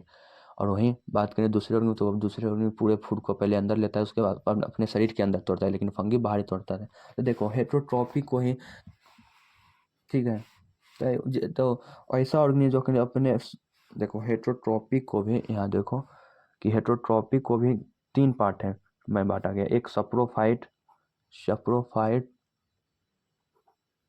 एक पैरासाइटिक, और एक सप्रोफाइटिक, पैरासाइटिक, और एक और आता है इंसेक्टिसाइड।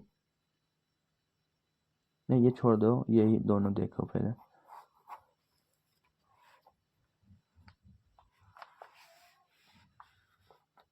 सप्रोफाइटिक मतलब ऐसा ऑर्गेनिज्म जो कि फूड मटेरियल को बाहर ही तोड़ दे, तो उसे कहते हैं सप्रोफाइट्स। और फंगी क्या है, सप्रोफाइट्स। पैरासाइट करने का मतलब जो आप देखते हैं ढीला हुआ, ऐसा ऑर्गेनिज्म जो कि किसी ऑर्गेनिज्म के बॉडी पे रहकर उससे एनर्जी लेता है। जैसे ढीला चिमोकन, जो आप लोग जनरली टिक्स, मतलब वही टिक्स जो हमारे पेट में रहता है, तो उसे कहते हैं पैरासाइट, ठीक है। तो पैरासाइट, सप्रोफाइट, ये दो होता है। और भी होता है, लेकिन फिलहाल यहीं तक समझिए, क्योंकि यहाँ तक दिया हुआ था तो थोड़ा सा एक्सप्लेन कर दिए।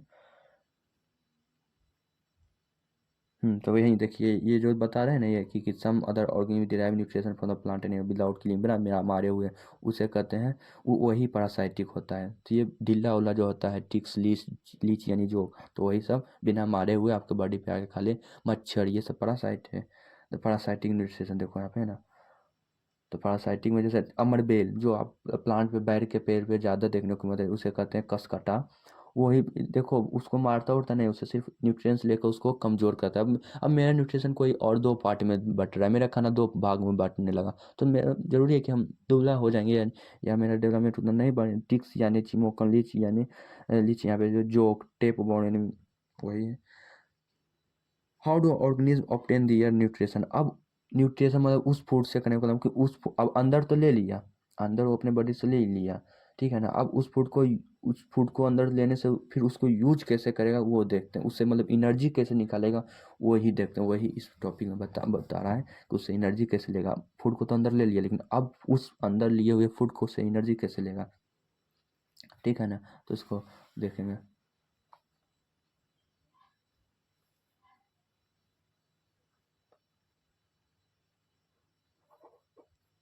ठीक है ना। तो अब देखिए, इन सिंगल सेल ऑर्गेनिज्म यानी जो एक सेल से बना होता है वो, उसका बॉडी तो पूरे इन्वायरमेंट के कांटेक्ट में रहता है, बट वही बट एज ए कम्प्लेक्सिटी, लेकिन वही कॉम्प्लेक्स ऑर्गेनिज्म यानी पूरे हाईली ऑर्गेनिज्म अलग अलग पार्ट बना होता है उसके अलग अलग फंक्शन करने के लिए, ठीक है ना। मतलब ये इतना बता रहा है कि जो सिंगल सेल ऑर्गेनिज्म होता है यानी जो एक ही सेल से बना होता है वो फूड को डायरेक्ट, वो फूड को लेने के लिए वो कहीं से भी ले लेता है पूरे सरफेस, लेकिन वही जो कॉम्प्लेक्स होता है यानी मल्टी सेलुलर, वो फूड को एक खास पार्ट से लेगा, यानी उस पार्ट से फूड आएगा तो आएगा, नहीं तो फिर नहीं आ पाएगा, ठीक है ना। जैसे अमीबा की बात करें तो अमीबा एक क्या है, एक सिंगल सेल ऑर्गेनिज्म है, यानी वो यूनिसेलुलर ऑर्गेनिज्म, तो उसके जो अमीबा जो होता है वो ना अमीबा का फिक्स शेप नहीं होता, वो जो किसी भी शेप में रहता है। यही है अमीबा, ठीक है ना, दिख रहा है आपको, यही है अमीबा। उसका बहुत सारे शेप होता है, वो अपना शेप को चेंज करते रहता है। तो amoeba take food in temporary finger like projection, यानी जैसे हम बात करें तो ये अमीबा है, ठीक है। ये सेल है उसका, एक ही सेल है। अब यहाँ पे उसको फूड देखा, जैसे बाय द वे यहाँ पे उसको फूड देखा, तो अमीबा जो है ऐसे आएगा, ऐसे ऐसे ऐसे ऐसे ऐसे, और वो ऐसे कर लेगा। फिर अगला स्टेप में अमीबा क्या करेगा, यहाँ पे फूड आया तो अगला स्टेप में उस अमीबा क्या कर लेगा, ऐसे ऐसे ऐसे ऐसे करके पूरा एकदम ऐसे कर लेगा, अंदर कर लिया। अब अगला स्टेप में खाली यहाँ से आकर बंद कर लेगा। तो ये जो फिंगर लाइक प्रोजेक्शन बनाता है इसको घेरने के लिए, तो जी ये जो फिंगर लाइक प्रोजेक्शन, जैसे ये सब जो फिंगर लाइक प्रोजेक्शन है, तो इसी को कहते हैं फिंगर लाइक प्रोजेक्शन को, ये क्या कहते हैं सीडोपोडिया, जिसके वजह से ये जैसे ऐसे बनाया, ये फूड दिख रहा है, ये जो फूड दिख रहा है तो इसको फिंगर लाइक प्रोजेक्शन से इसको लेता है, उसे कहते हैं अमीबा, ठीक, मतलब ये सॉरी इसे कहते हैं सीडोपोडिया। अमीबा तो ये पूरे ऑर्गेनिज्म है, लेकिन ये फूड है तो ये जो फिंगर लाइक प्रोजेक्शन से बना के इस फूड को अंदर किया उसे कहते हैं pseudopodia.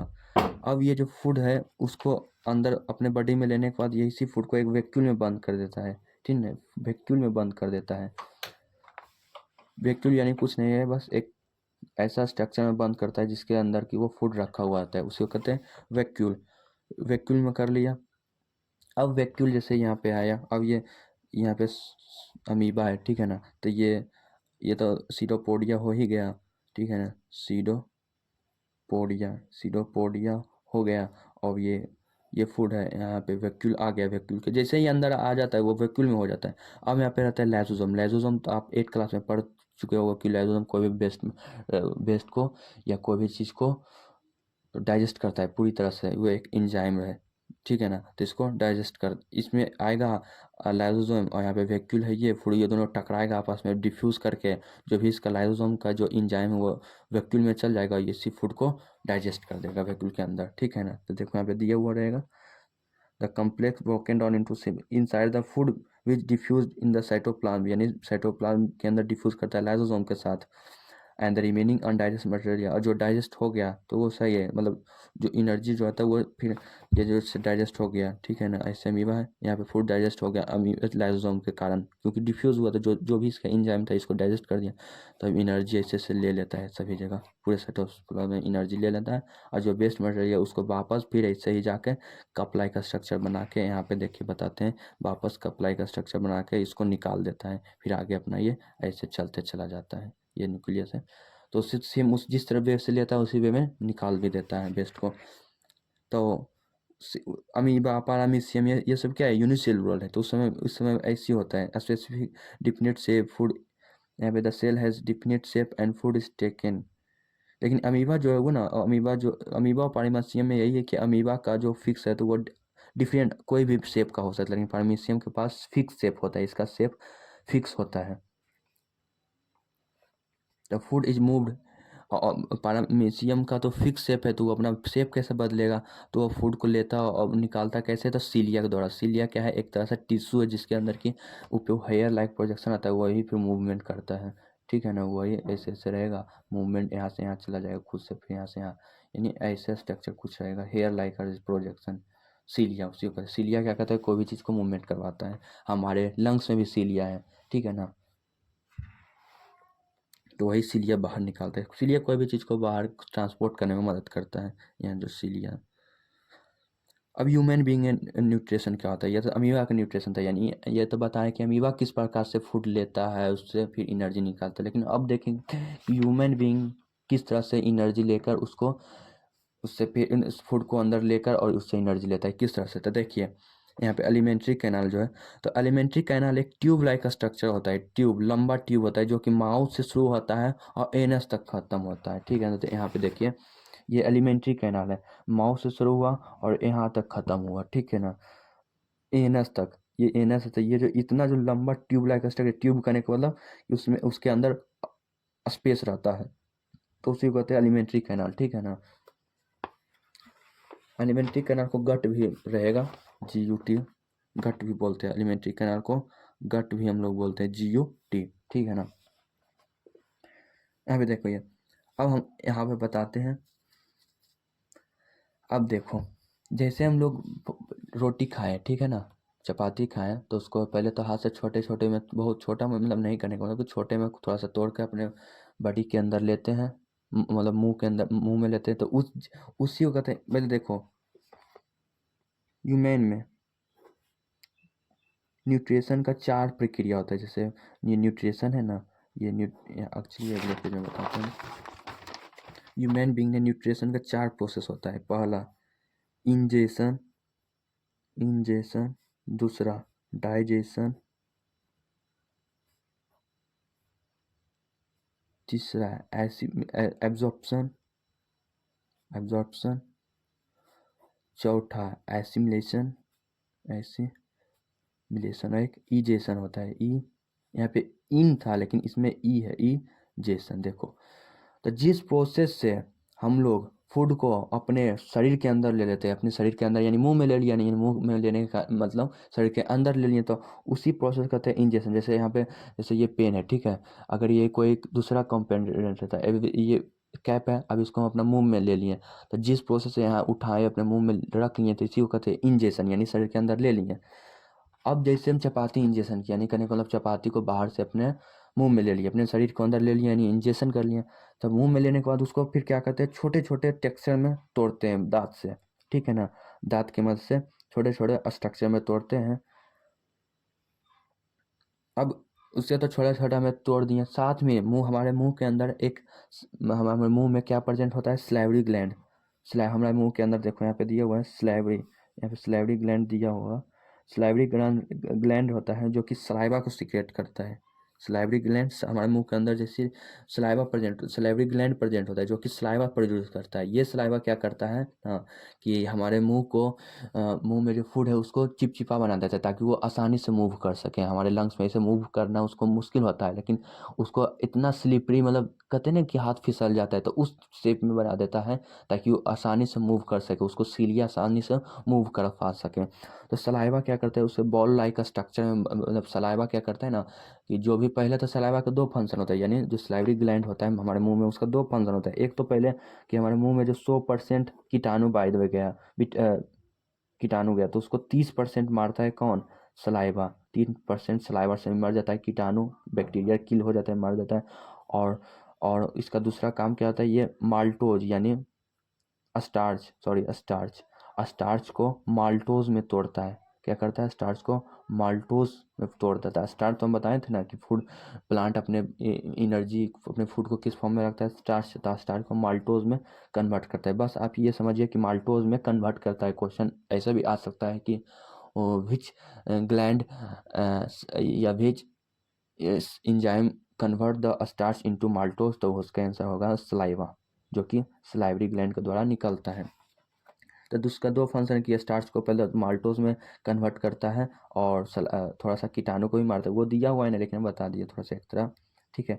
Another aspect of the food ingest in complex nature it is to be observe from the alimentary canal it has broken. अब देखो, अब जो भी फूड हमारे अंदर आ गया तो इसको तो पहले बोलस जानते हो किसे कहते हैं? जो भी हम फूड लिए ना, फूड में अगर आप क्या मिला दे, सलाइवा, तो बॉल लाइक स्ट्रक्चर जो मतलब वापस मतलब छोटा छोटा आपको अजीब से जब वापस आप मुंह चबाने के बाद वापस निकालिए तो जिस तरह पहले था उस तरह नहीं रहेगा। तो जिस तरह से रहता है ना, यानी फूड प्लस सलाइवा को कहते हैं bolus, BOLUS, bolus. Food plus saliva को ही कहते हैं बोलस। तो फूड में आप अंदर लिए फूड और उसमें सलाइवा मिला दिए तो वो बोलस के फॉर्म में बन गया, जिसके कारण कि उसका ट्रांसपोर्टेशन ईजी अब हो जाएगा। मतलब पूरे एलिमेंट्री का अभी तो यही है, अब यहाँ से यहाँ तक उसको ट्रांसपोर्ट करना है तो अच्छा से ट्रांसपोर्ट करेगा तो ना, इसीलिए सलाइवा मिल जाता है ताकि आराम से ससरा हुआ मतलब स्लिपरी टच हो, यानी तुरंत फिसल सके, तो यहाँ तक आ जाता है। तो यह सलाइवा कर दिया यहाँ तक अपना फंक्शन, यानी स्टार्च को माल्टोज में तोड़ दिया और थोड़ा सा कीटाणु को भी मार दिया, बोलस के फॉर्म में बना दिया ताकि वो इजी ट्रेवल करें यहाँ से यहाँ तक आसानी से आ जाए, ना कि यहाँ पे अटक जाए, यहाँ पे अटक जाए, इस तरह से। ठीक है। अब देखो, ये है एसोफेगस। एसोफेगस क्या करता है, जो माउथ से जो भी फूड है माउथ में उसको स्टोमक में लाता है। अब बाय द वे फूड देखो स्टोमक में आ गया। अब स्टोमक में तीन तरह के स्टोमक में तीन तरह का ग्लैंड प्रेजेंट होता है, यही स्टोमक में तीन तरह का ग्लैंड प्रेजेंट होता है। ठीक है ना। अच्छा सॉरी, यहाँ पे देखिए कि अगर यहाँ तक सलाइवा क्या करता है, सलाइवा किस लिए सलाइवा क्यों तोड़ता है स्टार्च को माल्टोज में, क्योंकि सलाइवा के पास एक एंजाइम होता है सलाइवरी एमाइलेस। सलाइवरी एमाइलेस क्या करता है, स्टार्च को सिमिलर सोल्यू थी मतलब माल्टोज में तोड़ता है, यानी इसी को माल्टोज भी बोलते हैं। तो सिंपल माल्टोज में तोड़ता है सलाइवा।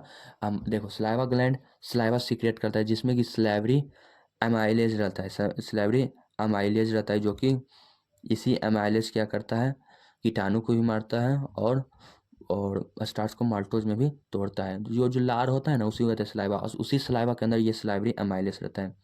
ठीक है ना। सलाइवरी एमाइलेस एक इंजाइम है। ठीक है, इंजाइम है। वो इंजाइम इंजाइम मतलब कहने का मतलब इंजाइम ऐसा चीज जो भी कोई भी चीज़ को तोड़े, कैटलिस्ट मतलब तोड़ना, कोई भी चीज़ को अगर तोड़ते हैं तो कैटलिस्ट, लेकिन कोई भी चीज़ को जोड़ते हैं ये उसे कहते हैं एनाबोलिक। एनाबोलिक या कैटाबोलिक, कैटाबोलिक मतलब तोड़ना और जोड़ना मतलब एनाबोलिक। लिख के ये एनाबोलिक, और कोई भी चीज़ को तोड़ना तो कैटाबोलिक। तो वो क्या करता है, बायोलॉजिकल मतलब बायोलॉजिकल करने को मतलब नेचुरली टूटता है। तो क्या एंजाइम क्या करता है, कोई भी चीज़ को फूड मटेरियल को तोड़ता है। तो तोड़ दिया, तोड़ा ना स्टार्च को माल्टोज में तोड़ा। यहाँ पे देखो अब यहाँ पे सलाइवा मिक्स हो जाएगा, वो वही पूरे चबाते चबाते मस्कुलर टंग से, यानी पूरे जीभ का क्या मदद होता है, तो जीभ क्या करता है फूड में पूरे तरह से सलाइवा मिल जाए अच्छी तरह से, इसीलिए जीभ का यूज होता है कि सलाइवा को जो भी सलाइवा है पूरे फूड में अच्छे से मिल जाए। अब it is necessary to move food regulated manner, जैसे हाँ ये बहुत ही ज़रूरत है कि अब फूड को स्टोमक तक जाना। तो अब यहाँ पे एसोफेगस है जिसको कि फूड पाइप भी बोलते हैं, इसे फूड पाइप भी बोलते हैं। क्या बोलते हैं, फूड पाइप। तो यहाँ तक आ गया, अब स्टोमक में आ गया। स्टोमक यहाँ पे देखियो, यहाँ पे स्टोमक है, यहाँ पे आ गया। अब देखो यहाँ पे देखो यहाँ तक किस वे में आता है, the lining of the canal has muscular and contract rhythmic.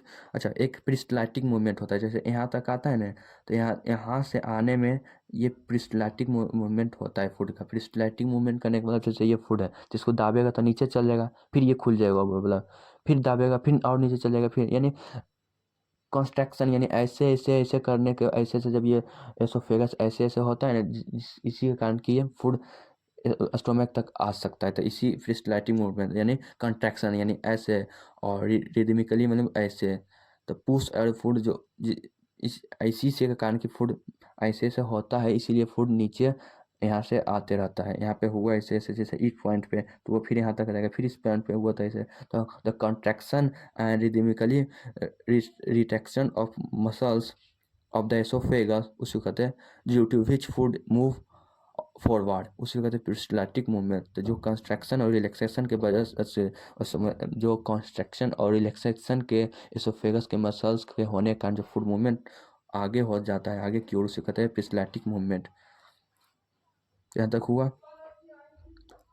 अब स्टोमक जो है वो the stomach is a large organ, एक बहुत ही बड़ा ऑर्गन है जो कि एक्सपेंड हो जाता है जब इसमें फूड आता है तो ये फैल जाता है। ऐसे नॉर्मली अपना शेप रहता है, जैसे फूड आएगा फैल जाएगा।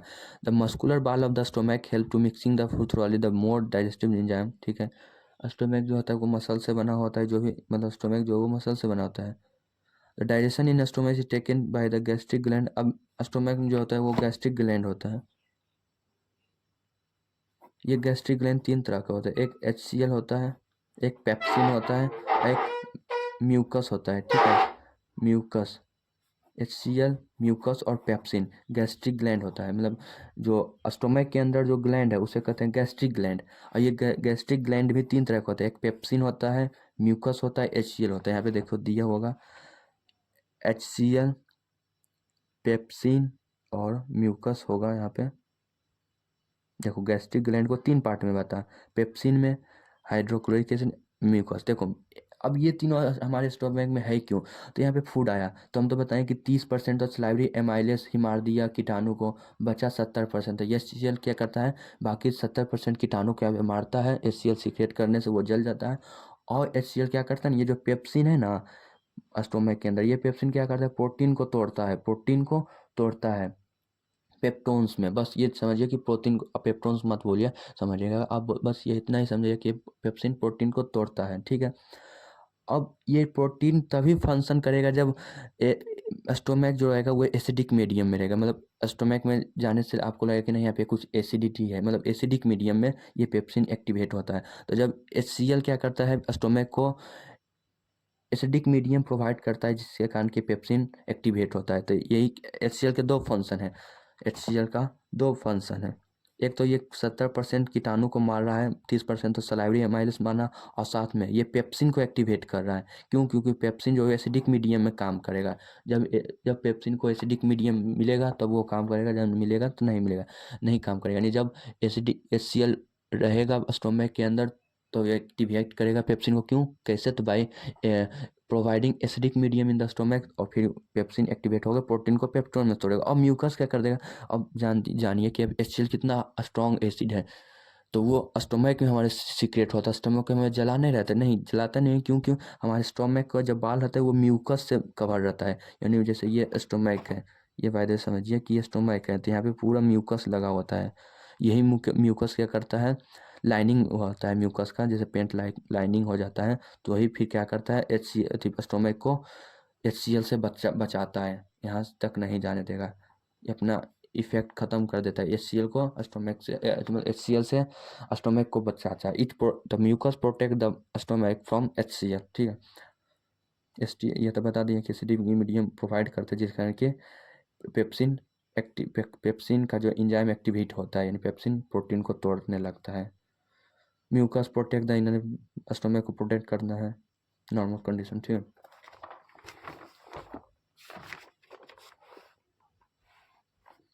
अब देखिए द एग्जिस्ट ऑफ फूड, ये तो ऐसे ही है। हाँ, आप लोग सुने होंगे एसिडिटी। एसिडिटी क्यों होता है, जब हमारे पेट के अंदर ज़्यादा एसिड सीक्रेट हो जाता है तो एसिडिटी होता है, यानी यही HCl।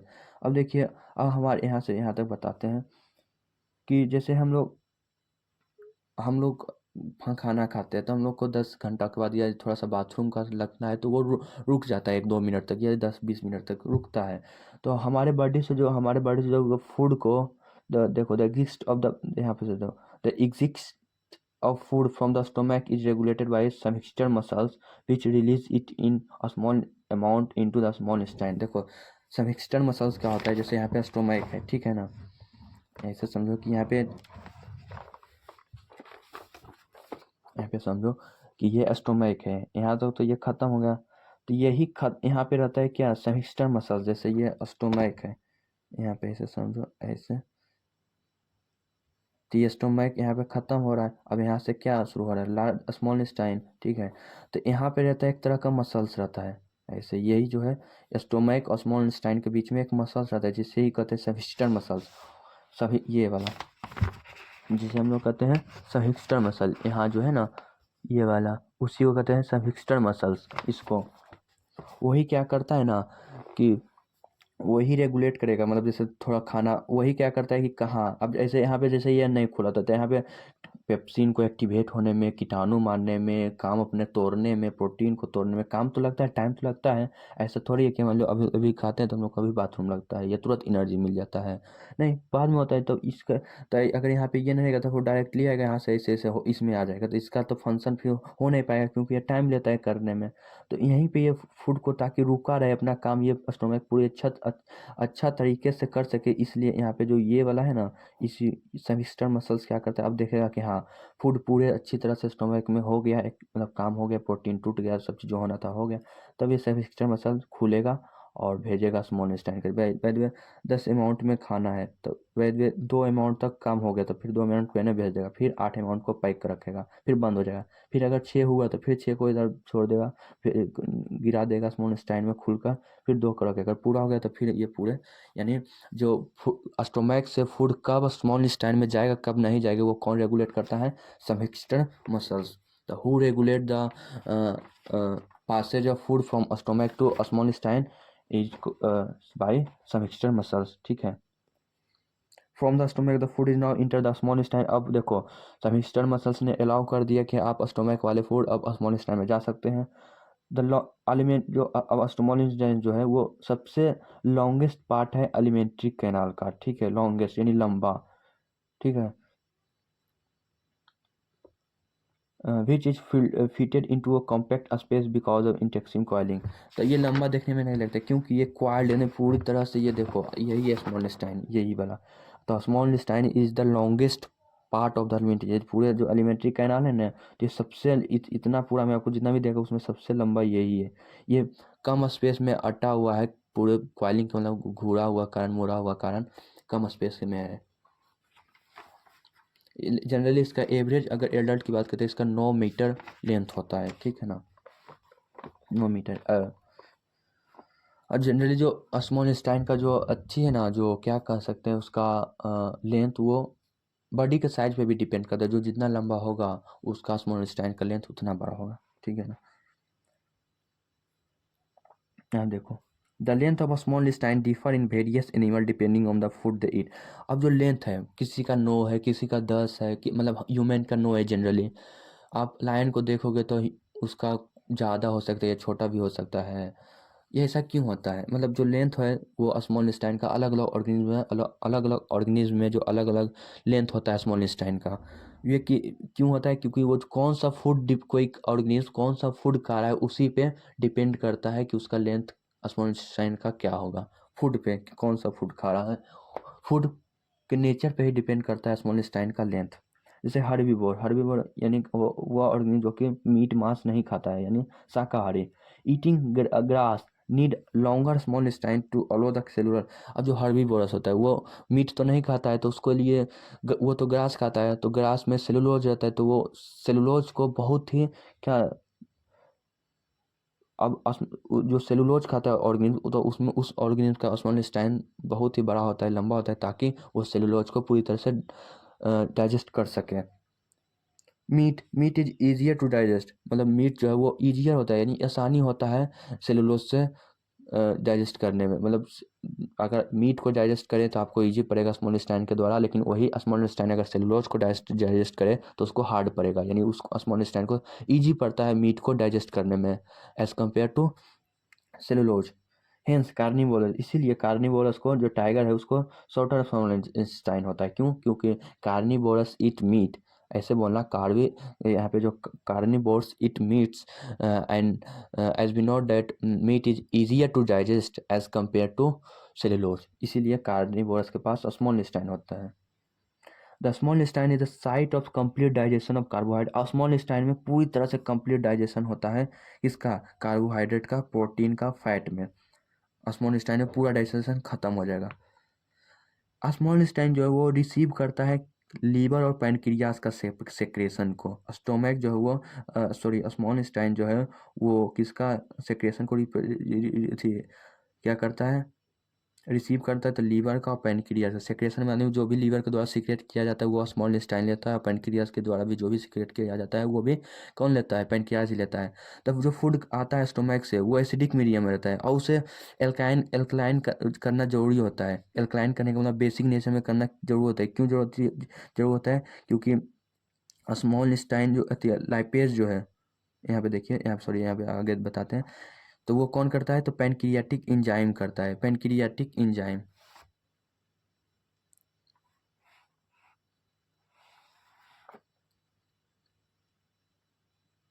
देखो जो भी स्टोमैक में फूड था वो एसिडिक मीडियम था। अब वह स्मॉल इंटेस्टाइन में आएगा तो स्मॉल इंटेस्टाइन में पैनक्रियाटिक क्या करता है, तीन एंजाइम सीक्रेट करता है। पैनक्रियाटिक ग्लैंड क्या है, सीक्रेट करता है लाइपेज जो कि फैट को तोड़ता है, लाइपेज ट्रेप्सिन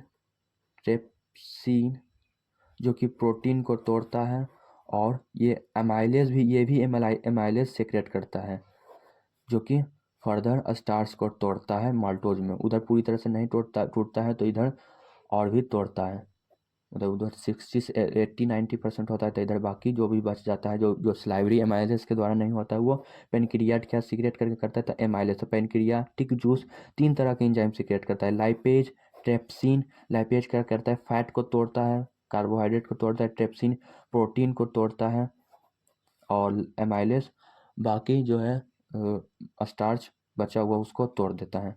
तो ट्रेप्सिन भी तोड़ता है, पेप्सिन भी तोड़ता है। हाँ, ट्रेप्सिन पेप्सिन जो भी बच जाता है, पूरी तरह से पेप्सिन नहीं तोड़ पाता है, तो यही ट्रेप्सिन तोड़ता है। तो ये तीनों तभी ऐड करेगा जब फूड का मीडियम कैसा होगा, बेसिक। लेकिन हम जान सकें क्योंकि HCl ने जो भी स्टोमक में फूड गया तो उसको तो एसिडिक बना दिया। तो इसीलिए लीवर क्या सीक्रेट करता है, वाइल जूस। लीवर क्या सीक्रेट करता है, यहाँ पे देखिए दिया हुआ है, liver secrete bile juice. Bile juice क्या करता है, इसी एसिडिक मीडियम को बेसिक मीडियम में कन्वर्ट कर देता है, ताकि पैनक्रियाटिक जूस अपना लाइपेज सीक्रेट करके फैट को तोड़ सके, ट्रेप्सिन सीक्रेट करके प्रोटीन को तोड़ सके, और एमाइलेज सीक्रेट करके बचा हुआ स्टार्च को तोड़ सके। बाइल का दो फंक्शन होता है, एक तो ये फूड को बेसिक मीडियम में बदल दिया, ताकि अगर बेसिक मीडियम में नहीं बदल पाता तो पैनक्रियाज अपना काम नहीं कर पाता, यानी एक्टिवेट नहीं हो पाता। तो ये तो कर दिया, और साथ में साथ वो इमल्सिफिकेशन ऑफ फैट भी करता है बाइल जूस। बाइल जूस क्या करता है, इमल्सिफिकेशन ऑफ फैट। देखो यहाँ पे दिया हुआ है, emulsification of fat. Emulsification of fat करने का मतलब कि ये जो फैट का बड़ा बड़ा मोलिक्यूल होता है ना, जैसे फैट का बड़ा बड़ा इतना मोलिक्यूल है, एक फैट का मोलिक्यूल है, तो इसको छोटे छोटे मोलिक्यूल में कर देता है, इसी को कहते हैं इमल्सिफिकेशन ऑफ फैट। और वाइल जूस जो है वो फैट को तोड़ता है। तो वाइल जूस इतना बड़ा मोलिक्यूल पे नहीं काम करेगा, वो इतना इतना छोटा मोलिक्यूल पे ही काम करता है। तो बड़ा बड़ा जो फैट है उसको छोटे छोटे मोलिक्यूल में तोड़ ही देना क्या कहलाता है, emulsification of fat. Emulsification of fat कहलाता है, इमल्सिफिकेशन ऑफ फैट कहलाता है। तो बाइल इसका दो फंक्शन, बेसिक बनाना फूड को, और क्या करना, फैट को इमल्सिफाई करना। देखो यहाँ पे दिया हुआ है, वाइल जूस लीवर के द्वारा निकलता है, जो कि फैट पे एक्ट करता है। फैक्ट are present in the intestine, large globules यानी बड़े बड़े के फॉर्म में प्रेजेंट रहता है, जिसपे कि बहुत ही डिफिकल्ट होता है, मुश्किल होता है पैनक्रियाटिक जूस को उस पर काम करना। Bile salt break down the, उसे क्या करता है, उसी बड़े बड़े मोलिक्यूल को छोटे छोटे में कन्वर्ट कर देता है, जिसके कारण कि इंजाइम, पैनक्रियाटिक इंजाइम जो लाइपेज है, वो अच्छे तरह से काम कर सके उस पर। इसी को छोटा करना ही क्या कहता है, इमल्सिफिकेशन ऑफ फैट या इमल्सिफाइंग एक्शन इसी को कहते हैं। The pancreas secret juice which contain, pancreatic gland क्या सीक्रेट करता है, पैनक्रियाटिक जूस मतलब जूस सीक्रेट करता है, जिसका कि 3 फॉर्म रहता है। एक तो ट्रेप्सिन जो कि प्रोटीन को डाइजेस्ट करता है, लाइपेज जो कि फैट को तोड़ता है, और द बाल of the small intestine contain gland which secret intestinal juice. और ये तो कर दिया, एक एमाइलेज आपको एक्स्ट्रा बता लिए, कोई दिक्कत नहीं, उसको भी ध्यान रखिएगा। और स्मॉल इंटेस्टाइन अब क्या करेगा, स्मॉल इंटेस्टाइन का जो ग्लैंड रहता है उसे कहते हैं इंटेस्टाइनल ग्लैंड जो कि इंटेस्टाइनल जूस सीक्रेट करता है। ये जो इंटेस्टाइनल जूस है कौन सीक्रेट करता है, स्मॉल इंटेस्टाइन। और ये फाइनली जो भी बच गया है, चाहे कुछ कंपोनेंट हो, फाइनली डाइजेस्ट कर देता है। The enzyme present in the finally convert protein को अमीनो एसिड में कर देगा, कार्बोहाइड्रेट को ग्लूकोज में कर देगा, फैट को फैटी एसिड और ग्लिसरॉल में कर देता है, यही इंटेस्टाइनल जूस। जो डाइजेस्ट फूड हो गया, फूड पूरी तरह से डाइजेस्ट हो गया था, इनर लाइनिंग अब स्मॉल इंटेस्टाइन के अंदर क्या होता है, एक surface inner lining finger like projection रहता है, जैसे ये स्मॉल इंटेस्टाइन है, बात की मतलब इसे समझो, ये पढ़ते हैं,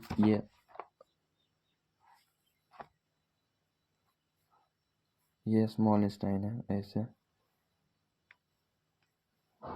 यहाँ से बदल दें, ये स्मॉल स्टाइन है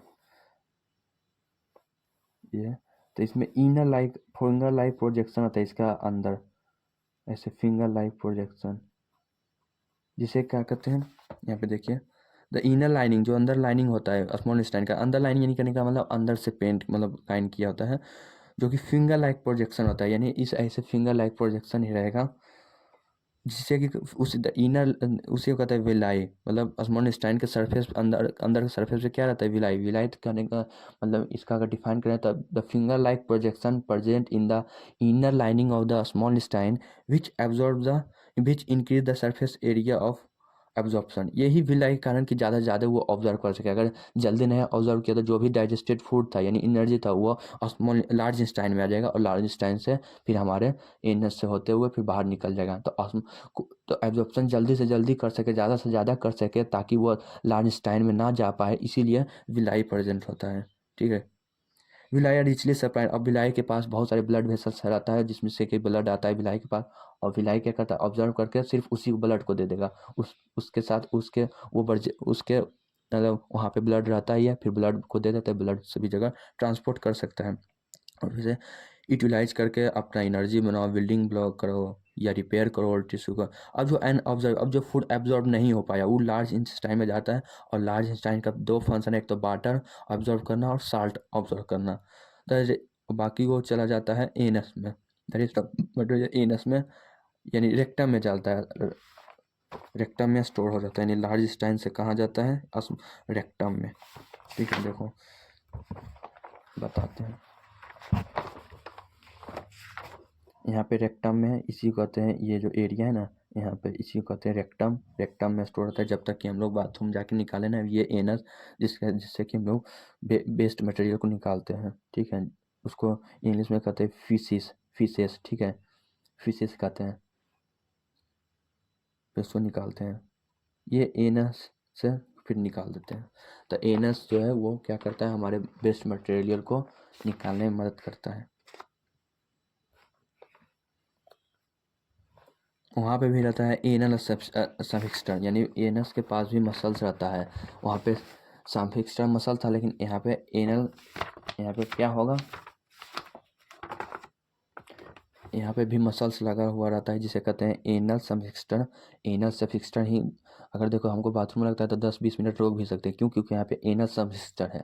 लेकिन जब ये खुल जाएगा तो फिर हम लोग का फिशेस जो है वेस्ट मटेरियल बाहर आ जाता है, तो वो यहाँ पे जो एनल सफिक्स्टर है ना वही कब बाहर निकलेगा वेस्ट मटेरियल, कब नहीं निकलेगा, यही रेगुलेट करता है एनल सफिक्स्टर।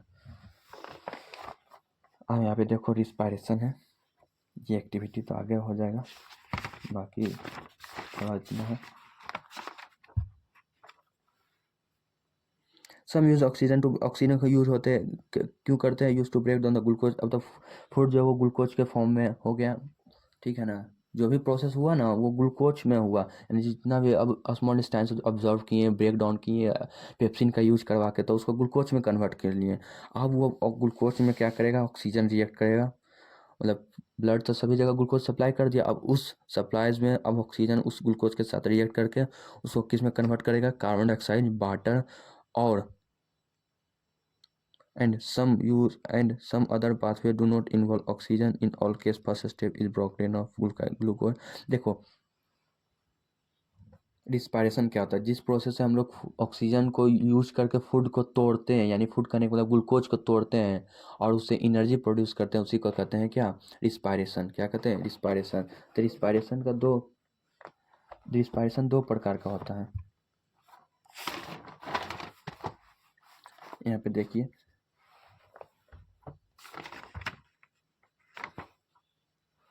रिस्पायरेशन दो तरह का होता है, ठीक है ना।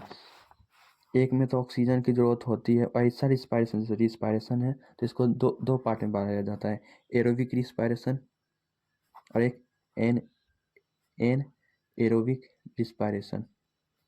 ठीक है, एक होता है एरोबिक रिस्पायरेशन और एक होता है एनारोबिक रिस्पायरेशन।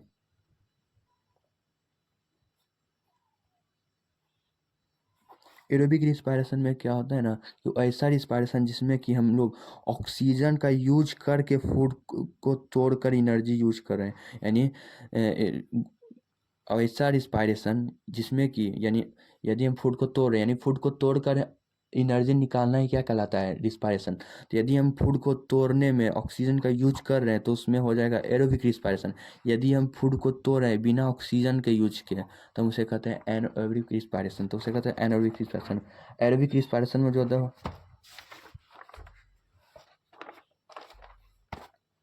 ये सेल है, ये न्यूक्लियस है। तो यहाँ तक बाय द वे यहाँ तक फूड आया। अब ये फूड साइटोप्लाज्म में आ गया, मतलब यहाँ तक तो ब्लड ला दिया। अब ब्लड के बाद यहाँ से आने के बाद ये आ जाता है साइटोप्लाज्म में। अब साइटोप्लाज्म में आने के बाद यहाँ पे क्या होता है, ये जो ग्लूकोज होता है वो टूटता है पायरोवेट में। यानी जैसे C6H12O6 का मॉलिक्यूल था, अब ये 3 कार्बन मॉलिक्यूल में कन्वर्ट होगा, यानी C3। यहाँ पे कार्बन का 6 मॉलिक्यूल था, अब यहाँ पे कार्बन का 3 मॉलिक्यूल में टूटेगा। इसी कार्बन का 3 मॉलिक्यूल को कहते हैं पायरुवेट। यहाँ पे दिया होगा पायरुवेट। तो ये पायरुवेट कैसे कन्वर्ट होता है? तो जो भी फूड साइटोप्लाज्म में आया तो साइटोप्लाज्म में आने के बाद वो किस में टूटता है? पायरुवेट में। तो जिस प्रोसेस से ग्लूकोज पायरुवेट में कन्वर्ट होता है, यहाँ पे 3 कार्बन पायरुवेट मॉलिक्यूल है उसमें कन्वर्ट होता है। और फिर कन्वर्ट होने के बाद तो जिस प्रोसेस से ग्लूकोज 3 कार्बन पायरुवेट मॉलिक्यूल में कन्वर्ट होता है उसी प्रोसेस को कहते हैं ग्लाइकोलाइसिस। तो glycolysis is nothing but it is a process by which glucose is converted into pyruvate. तो उसी प्रोसेस कहते हैं ग्लाइकोलाइसिस। तो ग्लाइकोलाइसिस हो गया। अब यानी कहने का मतलब कि यहाँ पे अब ग्लूकोज टूट गया, ठीक है ना। ग्लूकोज टूट गया पायरुवेट में। अब यही पायरुवेट जाएगा माइटोकॉन्ड्रिया में। हम लोग जानते हैं ये माइटोकॉन्ड्रिया इस लाइक स्ट्रक्चर का होता है। तो इसमें माइटोकॉन्ड्रिया में पायरुवेट जाता है, यानी कार्बन का 3 मॉलिक्यूल जाता है। और फिर यहाँ पे ऑक्सीजन इसके साथ रिएक्ट करवाता है। यानी अभी तक तो ऑक्सीजन का कोई यूज नहीं था, ग्लाइकोलाइसिस तो बिना ऑक्सीजन को हो गया। लेकिन यहाँ पे ऑक्सीजन क्या करेगा, इसी पायरुवेट को तोड़ देगा। CO2 प्लस H2O प्लस 38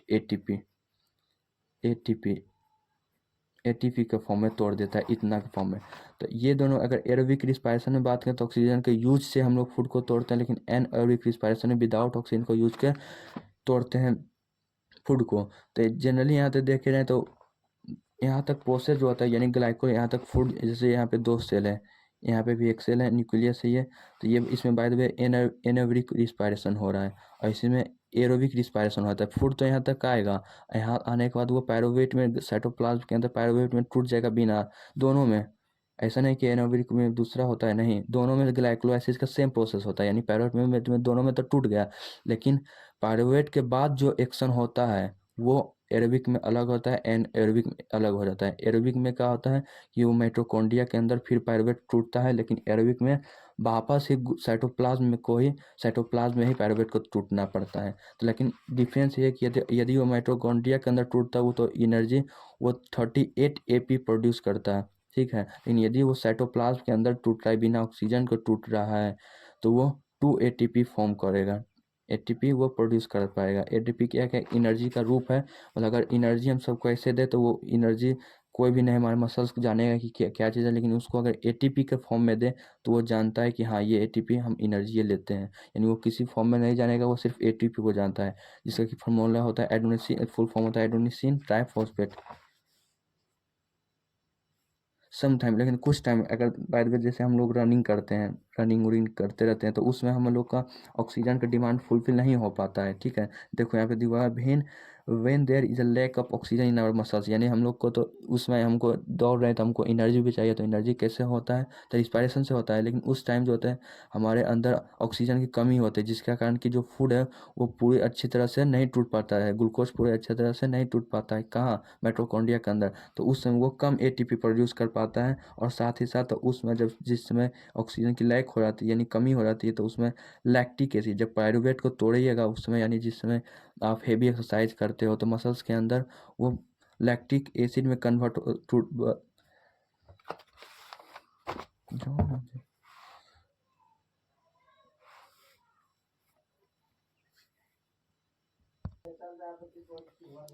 ठीक है। देखिए यहाँ पे ग्लूकोज को पायरुवेट में कन्वर्ट हो गया।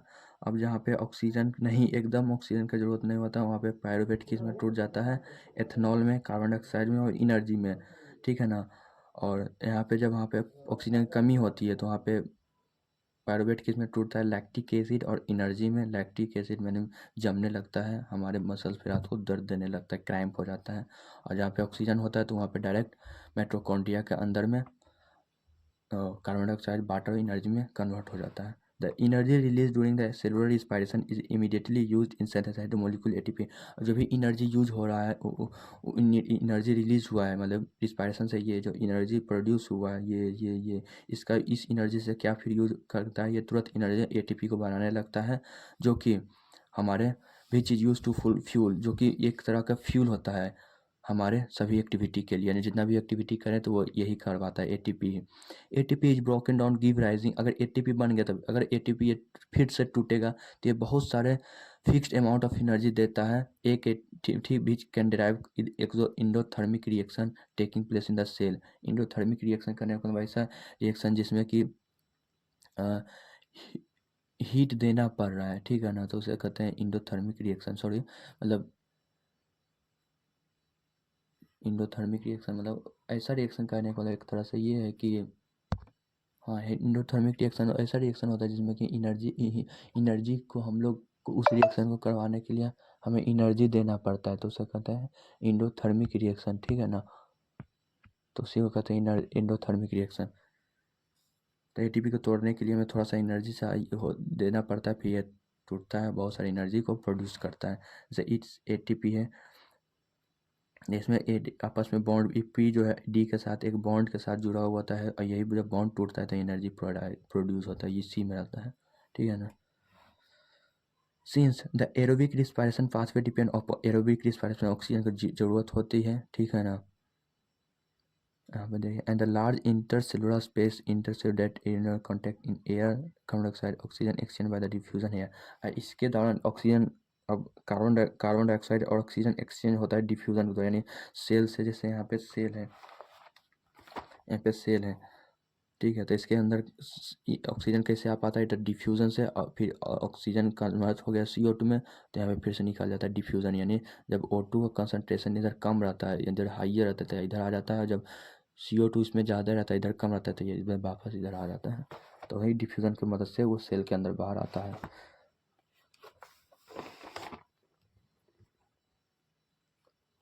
The direction of the diffusion depend upon the environmental condition, यानी कहने का कि इन्वायरमेंट के आगे में उसका कंडीशन क्या है, CO2 ज़्यादा है कि कम है, उसी पे डिपेंड करेगा डिफ्यूज़न। अगर यदि सेल के अंदर कार्बन डाइऑक्साइड ज़्यादा है, बाहर कम है, तो वहाँ पे डिफ्यूज़न बाहर की ओर हो गई। लेकिन बाहर CO2 ज़्यादा है, सेल के अंदर कम है, तो CO2 सेल के अंदर आएगा। इस तरह से होता है। एट नाइट, रात के समय, when there is no photosynthesis occurring, CO2 elimination is major exchange of activity going on. जब रात के समय फोटोसिंथेसिस नहीं होता तो वो CO2 लेता भी है और CO2 छोड़ता भी है। ड्यूरिंग द डे, दिन के समय CO2 लेता है और रिस्पायरेशन फोटोसिंथेसिस के दौरान ऑक्सीजन रिलीज करता है, ठीक है ना। और दिन के समय CO2 रिलीज नहीं करता है प्लांट, लेकिन वही रात के समय CO2 लेगा और वापस CO2 छोड़ेगा। तो ये होता है। एनिमल हैव द इनवर्स, हाँ, एनिमल क्या करता है, ऑक्सीजन बाहर से लेता है और कार्बन डाइऑक्साइड छोड़ता है। और terrestrial animal can breathe the oxygen in the atmosphere, but animal that live in water need to use oxygen. जो टेरेस्ट्रियल यानी जो ऐसा एनिमल जो कि लैंड पे रहते हैं वो ऑक्सीजन को डायरेक्टली लेते हैं एटमॉस्फेयर से, लेकिन ऐसा ऑर्गेनिज्म जो कि एक्वेटिक ऑर्गेनिज्म करने को पानी में रहते हैं, वो ऑक्सीजन को जब वो ऑक्सीजन जो कि पानी में डिजोल्व रहता है तो पानी लेता है, पानी के साथ ऑक्सीजन रहता है, तो पानी लिया अंदर तो ऑक्सीजन भी आ गया, तो ऑक्सीजन को रख कर पानी वापस निकाल देता है। तो जो ऑक्सीजन पानी में घुला रहता है उसी को सिर्फ ले पाता है। The amount of dissolved oxygen in fairly low as compared to oxygen in the air। जो ऑक्सीजन जो है पानी में कम घुला हुआ रहता है, लेकिन वही एटमॉस्फेयर में जो ऑक्सीजन होता है वो बहुत ज़्यादा मात्रा में रहता है। तो जो रेट होता है एक्वेटिक ऑर्गेनिज्म का वो ज़्यादा फास्टर होता है as compare to terrestrial organism. जो फिशेज है, मतलब इसी कारण, क्योंकि अगर हम एक बार में ऑक्सीजन लें एटमॉस्फेयर से तो बहुत ज़्यादा मात्रा में आ जाएगा, लेकिन पानी से लें तो पानी में उतना ऑक्सीजन नहीं घुला होता है, इसलिए उसको उतना नहीं ऑक्सीजन मिल पाता है। इसलिए जो फिश जो है वो बाहर में बहुत ही जल्दी जल्दी माउथ खोलता है, बाहर करता है, ताकि वो ज़्यादा से ज़्यादा पानी ले, और फिर पानी ज़्यादा से ज़्यादा आएगा तो ज़्यादा से ज़्यादा ऑक्सीजन भी उसको मिलेगा। लेकिन वही टेरेस्ट्रियल ऑर्गेनिज्म एक बार में अगर ले लिया, ब्रीदिंग कर लिया ऑक्सीजन, तो उसको बहुत अमाउंट में आ जाता है। This oxygen is observe by different organ, different अलग अलग एनिमल में जो ऑक्सीजन अपने अंदर बॉडी के अंदर लेने का रहता है तरीका अलग अलग होता है। All this organ have a structure to increase the surface area with contact in the oxygen. अलग अलग ऑर्गेन्स का ये सरफेस एरिया जो है वो जो मतलब ये ऑर्गन जो है तो अलग अलग ऐसा तरीका से ये ऑर्गन बनता है कि वो ज़्यादा से ज़्यादा ऑक्सीजन को ले सके। Since exchange of oxygen and carbon dioxide has take place across the surface, this surface is fine and delicate। किस तरह से बनाता है, किस तरह से एटमोसफेयर स्ट्रक्चर बनाता है, तो ये जो स्ट्रक्चर होता है मतलब ऐसा स्ट्रक्चर ऑर्गन से जिससे कि हम लोग ऑक्सीजन को अंदर बाहर करते हैं तो वो बहुत ही पतला होता है, thin, fine, fine and delicate, बहुत ही पतला और डेलिकेट ताकि डिफ्यूज़न ईजी से हो जाए। और in order to protect this surface, और इस सरफेस को प्रोटेक्ट भी करना है तो it is usually place with in the body, मतलब ये ऑर्गन को प्रोटेक्ट भी करना रहता है तो इसे हम लोग के अंदर रखा जाए जैसे हम लोग का लंग्स है।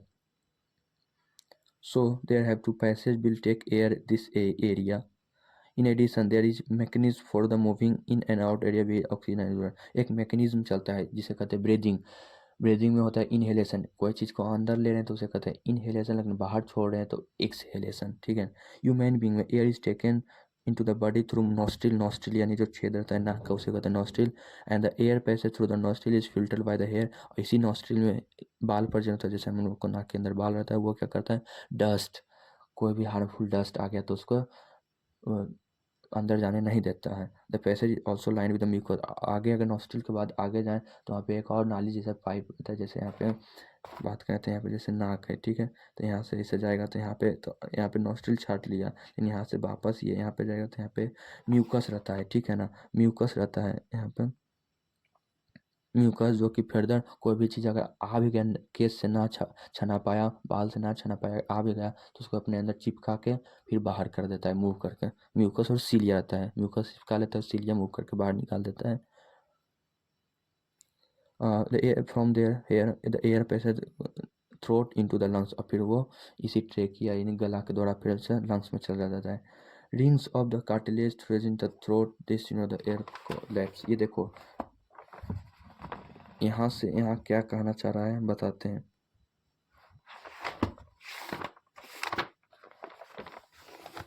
जैसे यहाँ से आ गया एयर, अब यहाँ से आने के बाद ये लंग्स में यहाँ तक आएगा, इधर इधर चलिए यहाँ बताते हैं।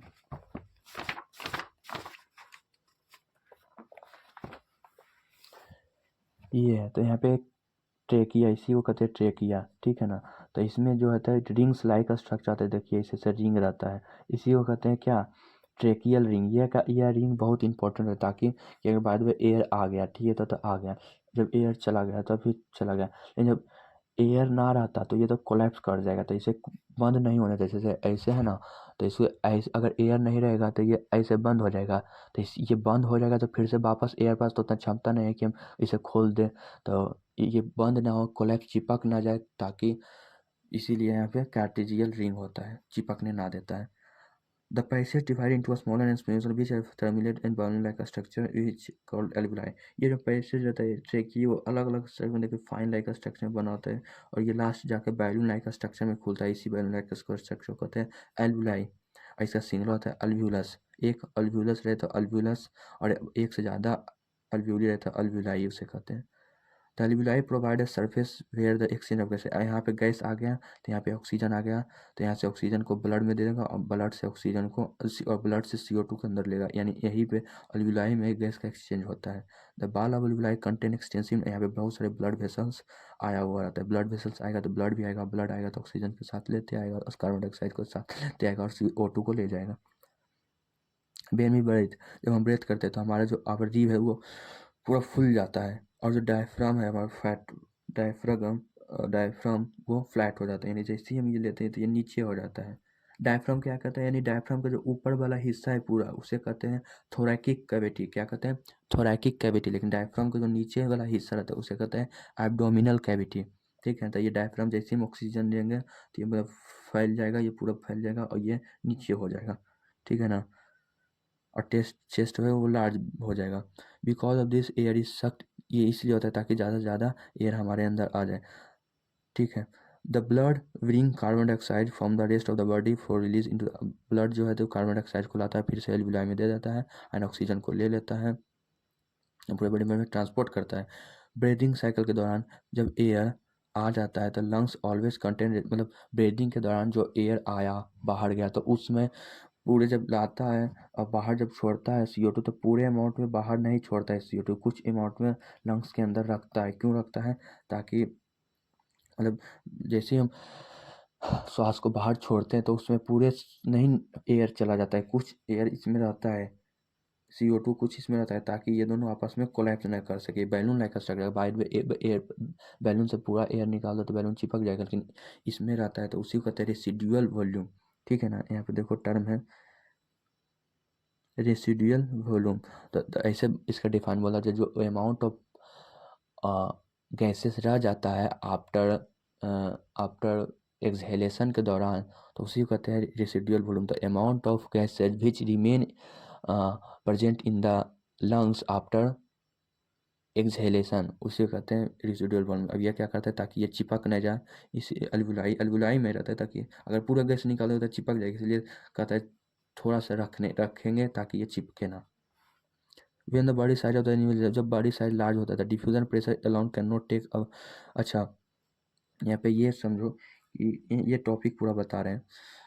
अब लंग यहाँ तक आ गया, ठीक है ना। अब यहाँ से पूरे पूरे बॉडी तक ये डिफ्यूज़न से नहीं जा सकते, यानी सिंपली डिफ्यूज़न से ही हमारे, अब लंग्स से बाद पूरे टोस तक, पूरा हेड तक, पूरे हाथ तक, फिंगर तक ऑक्सीजन डिफ्यूज़न से नहीं आ सकता है, बड़े बड़े ऑर्गेनिज्म, मल्टीपल कम्प्लेक्स ऑर्गेनिज्म। तो इसके लिए क्या आता है, ब्लड में एक हेमोग्लोबिन, RBC जानते हैं ब्लड का कंपोनेंट होता है RBC, वो RBC के पास हेमोग्लोबिन प्रोटीन, मतलब हेमोग्लोबिन पिगमेंट रहता है। उस हेमोग्लोबिन पिगमेंट में, जो कि लाल कलर का होता है, ठीक है ना, तो उस हेमोग्लोबिन पिगमेंट में ब्लड क्यों होता है लाल, हेमोग्लोबिन के कारण। तो वही जो लाल होता है हेमोग्लोबिन रहता है, RBC जो कि RBC रखता है, तो वही हेमोग्लोबिन क्या करता है, उसमें एक ऑक्सीजन के साथ वही हेमोग्लोबिन ऑक्सीजन के साथ बॉन्ड बना लेता है, जहाँ जहाँ हेमोग्लोबिन जाता है वहाँ ऑक्सीजन को ईजिली ट्रांसपोर्ट हो जाता है, ठीक है ना। तो वही दिया हुआ है रिस्पायरेटरी पिगमेंट। रिस्पायरेटरी पिगमेंट किसे कहा जाता है, हेमोग्लोबिन को, जो कि ऑक्सीजन से बहुत प्यार करता है। और इसी पिगमेंट क्या करता है, ये पिगमेंट RBC में प्रेजेंट रहता है, और फिर और जो CO2 है वो ब्लड में घुल कर जाएगा। तो ऑक्सीजन तो ब्लड के हेमोग्लोबिन के साथ बाइंड कर लिया, लेकिन CO2 कैसे जाएगा, तो वो पूरे तरह से सोल्यूबल होता है लेकिन ब्लड में, लेकिन वही ऑक्सीजन सोल्यूबल नहीं होता, इसलिए इसको तीर कर ले जाना पड़ता है। यहाँ पे आता है ट्रांसपोर्टेशन सिस्टम, बस थोड़ा सा टॉपिक है यहाँ पे देखिए।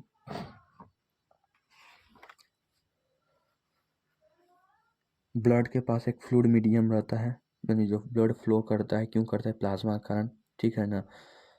और जो प्लाज्मा ट्रांसपोर्ट, और जो यही प्लाज्मा क्या करता है, बहुत सारे food, carbon dioxide, nitrogen based को ट्रांसपोर्ट करता है, पूरे घुलाकर अपने अंदर। ऑक्सीजन किसके द्वारा कैरी किया जाता है, रेड ब्लड के द्वारा। और मेनी अदर सब्सटेंस, जैसे बहुत सारे साल्ट है, वो भी ब्लड के द्वारा ट्रांसपोर्ट किया जाता है। ये सब ऐसे है।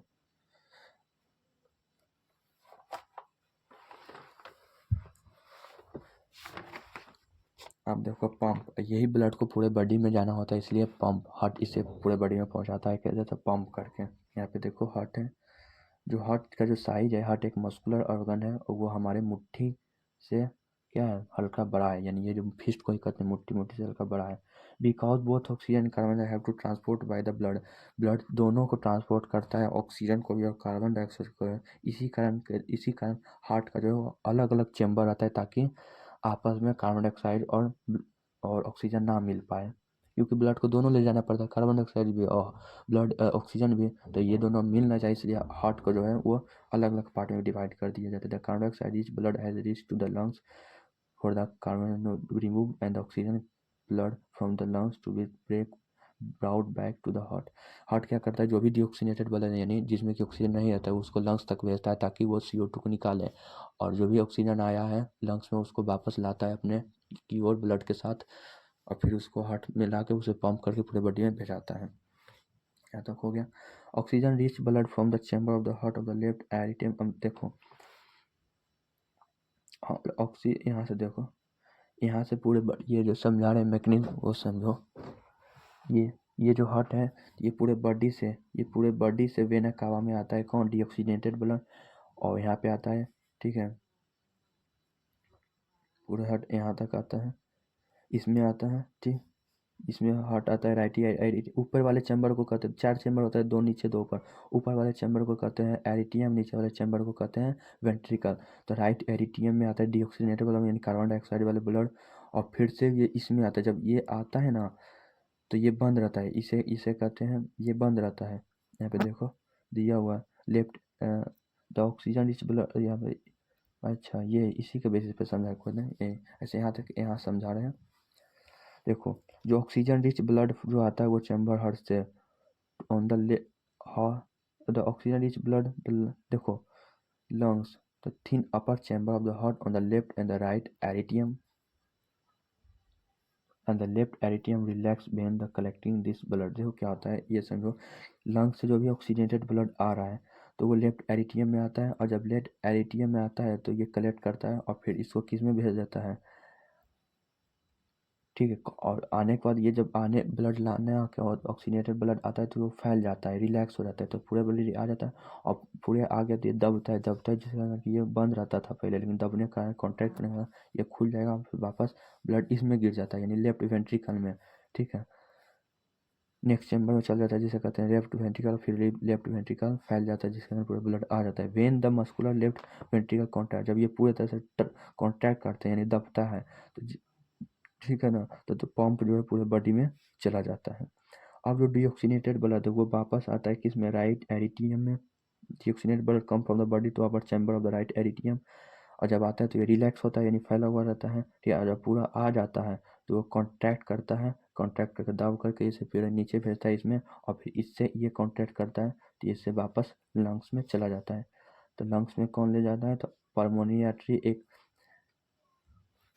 पल्मोनरी आर्टरी क्या करता है डीऑक्सीनेटेड ब्लड को, ये ऐसा एक आर्टरी है जो कि आर्टरी जनरली ऑक्सीजन को ले जाता है, ऑक्सीनेटेड ब्लड को लेता है, लेकिन ये पहला एक आर्टरी है जो कि डीऑक्सीनेटेड ब्लड को ले जाएगा, और ये पहला वेन है जो कि ऑक्सीनेटेड ब्लड को ले जाएगा। पल्मोनरी आर्टरी और पल्मोनरी वेन पहला ऐसा वेन है जो ऑक्सीनेटेड ब्लड को कैरी करता है।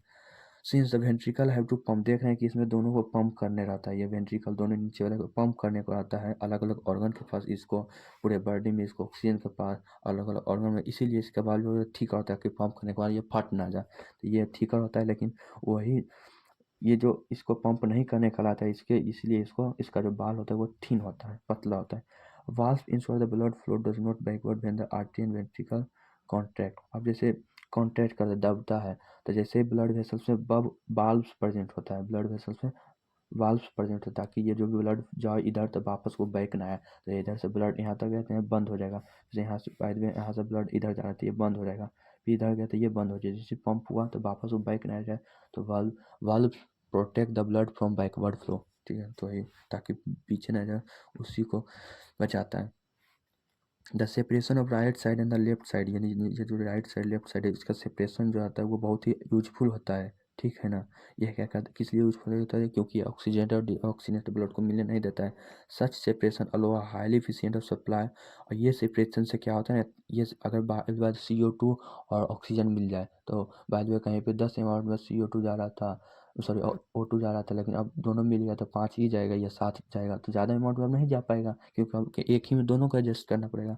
तो ये सेपरेशन के कारण क्या होता है, जो ऑक्सीजन का डिमांड होता है वो बहुत ही ईजिली इफिशियंट मैनर में और बहुत ही ज़्यादा प्रोवाइड होता है किसी ऑर्गेनिज्म को, क्योंकि ऑक्सीजन का यूज होता है फूड को तोड़ने में, फूड को तोड़कर ऑक्सीजन प्रोवाइड एनर्जी प्रोवाइड करे, तो एनर्जी का बहुत ही ज़रूरत होता है कम्प्लेक्स ऑर्गन में, ताकि ताकि तो इसीलिए ताकि ज़्यादा से ज़्यादा ऑक्सीजन प्रोवाइड हो सके उसको दे सके, इसलिए यहाँ सेपरेशन बहुत ही हाईली इफिशियंट और बहुत ही हाईली कराता है, बहुत ज़्यादा करवाता है और बहुत ही अच्छे इफिशियंट बहुत ही ईजी करवा देता है। This is useful in animal that have high energy, ये बहुत ही यूज़फुल होता है ऐसे ऑर्गन में जो कि जिसको ज़्यादा से ज़्यादा एनर्जी ज़रूरत होती है, जैसे बर्ड में, मैमल में, ये सबको ज़्यादा मैमल्स यानी वैसा ऑर्गेनिज्म एनिमल जो कि दूध देती हो, विच कॉन्स्टेंटली यूज, और बहुत सारे ऐसा ऑर्गेनिज्म होता है जिसको कि बहुत सारे एनर्जी को यूज और ज़रूरत होता है अपने टेम्परेचर को मेंटेन करने के लिए, तो उस समय में बहुत ही बढ़िया होता है ये सब चीज़, ताकि ये सेपरेशन के कारण उसको ज़्यादा से ज़्यादा ऑक्सीजन का ट्रांसपोर्ट होता है और एनर्जी मिल जाता है। Temp the body temperature depend upon the body, यहाँ पे देखो body temperature depend upon the temperature, जो बॉडी का टेम्परेचर वो डिपेंड करता है कि इन्वायरमेंट का टेम्परेचर कैसा है। जैसे बात करें एम्फीबियन में, यानी जो एम्फीबियन जो पानी और लैंड पे दोनों रहता है, और बहुत सारे रेप्टाइल में जो रहता है उसके पास 3 चैम्बर हार्ट होते हैं, 3 ही चैम्बर होते हैं, जिसको कि टॉलरेट सब कुछ मिक्सिंग तक होने से टॉलरेट करते हैं, यानी कुछ हो भी जाए, थोड़ा बहुत मिक्सिंग हो गया तो उससे नहीं फर्क उसको पड़ता है, ताकि उसको कम, क्योंकि उसको कम से वो उसका एनर्जी, उसको एनर्जी नहीं ज़रूरत होती है टेम्परेचर को मेंटेन करने, जो उसका बाहर है उसका अंदर भी वैसा ही टेम्परेचर आता है, ठीक है ना। और फिशर, वहीं फिशेस की बात करें तो इसके पास सिर्फ 2 चेम्बर हार्ट होते हैं, ठीक है। अब देखो क्या होता है इसमें, फिश के पास the blood is pump to the gills, यह क्या करता है ना, ब्लड हार्ट, फिश का हार्ट एक बार पंप करेगा ब्लड तो उसको गिल्स तक भेजेगा, और गिल्स से फिर फिल्ट्रेशन होकर गिल्स वापस पूरे बॉडी में भेजता है, ठीक है ना।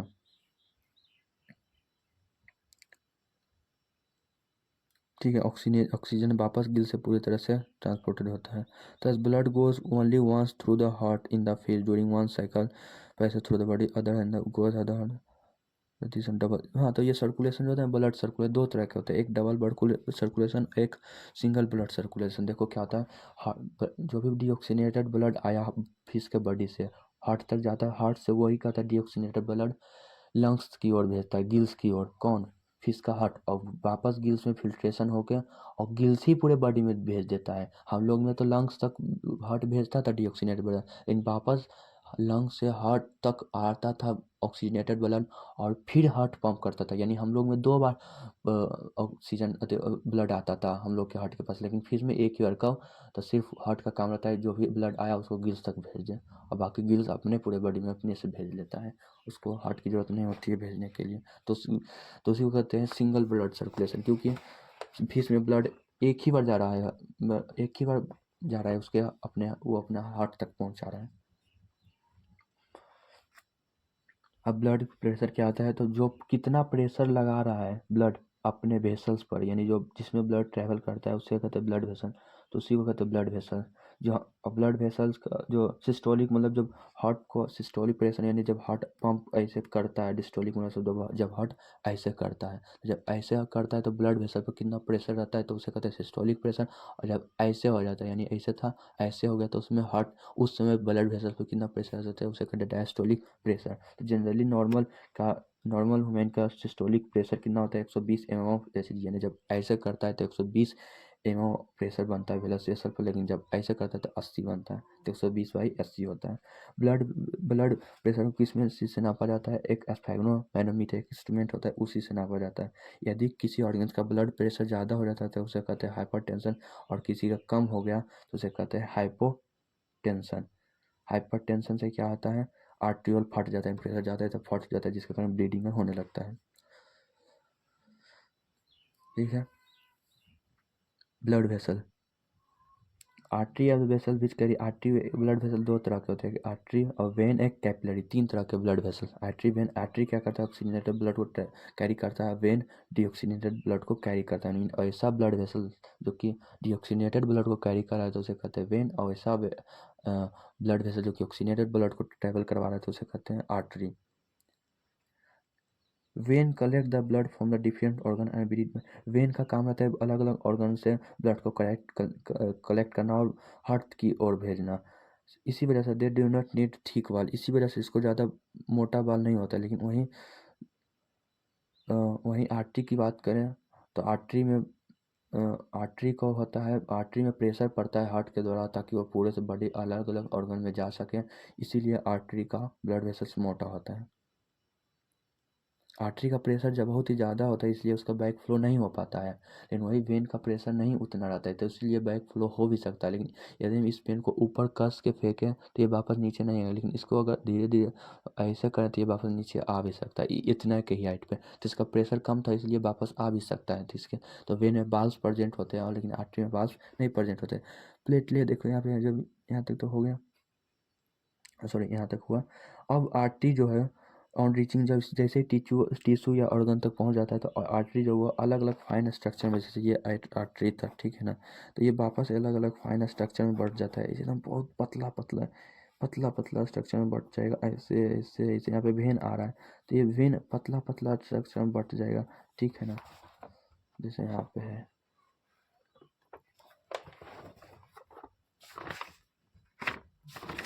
नहीं सॉरी, तो बहुत ही पतला पतला स्ट्रक्चर में बदल जाता है तो उसे कहते हैं कैपिलरी, ठीक है ना।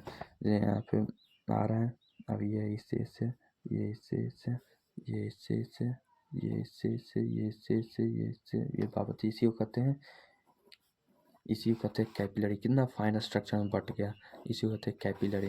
यहाँ पे देखो ना, यही है कैपिलरी। देखो यहाँ पे वेन आर्टरी कितना पतला पतला स्ट्रक्चर में बट गया तो इसी को कहते हैं कैपिलरी, ठीक है। तो जब भी आर्टरी पहुंच जाता है अपने टिश्यू की ओर, अपने ऑर्गन तक, तो ये बहुत ही स्मॉल वेसल्स में चला जाता है जिसे कि कहते हैं capillary.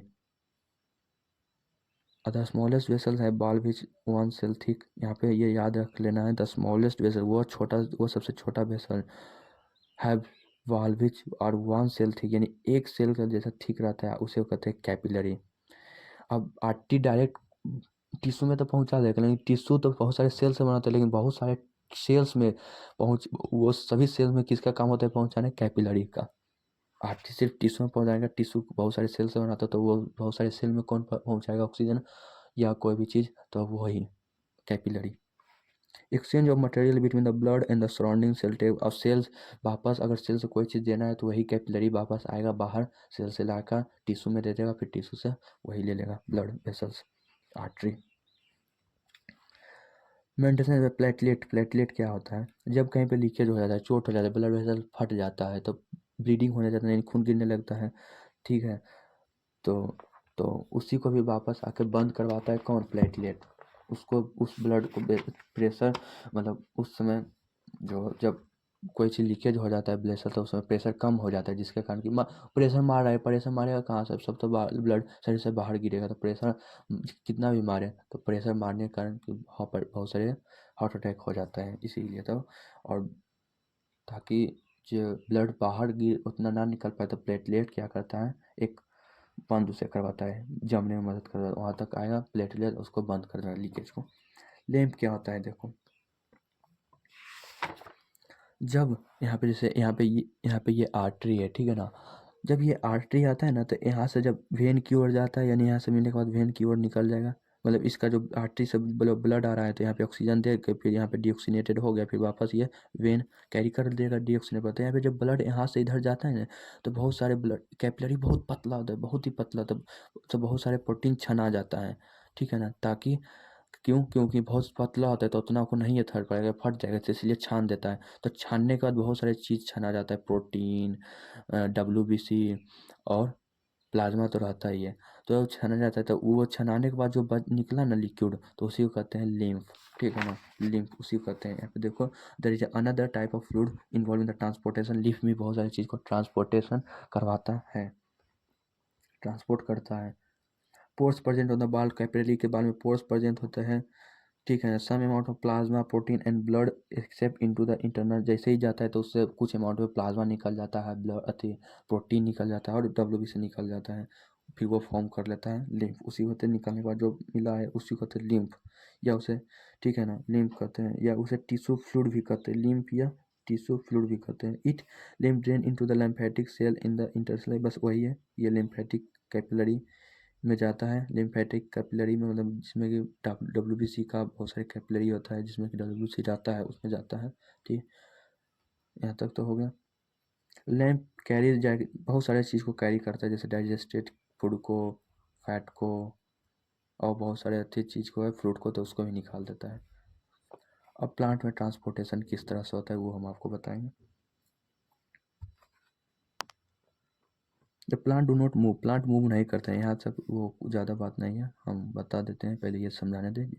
Plant do not move, plant move नहीं करता है, ठीक है ना, प्लांट का बॉडी मूव नहीं करता है तो have a large proportion dead. क्योंकि प्लांट मूव नहीं करता है, पहला तो बात तो प्लांट मूव नहीं करता है, दूसरी बात कि इसका जो बहुत ज़्यादातर हिस्सा जो प्लांट का वो डेड सेल, मरा हुआ सेल से बना होता है, ठीक है, जिसके कारण इसे बहुत ही कम एनर्जी की ज़रूरत होती है। एनर्जी जो है वो बहुत ही प्लांट को कम ज़रूरत पड़ती है, यही 2 रीज़न के कारण। This decision over the transport system to operate have a very large in plant है सच। लेकिन यदि यही ट्रांसपोर्टेशन बहुत कुछ बड़े ऑर्गेनिक प्लांट में किया जाता तो किससे होता था,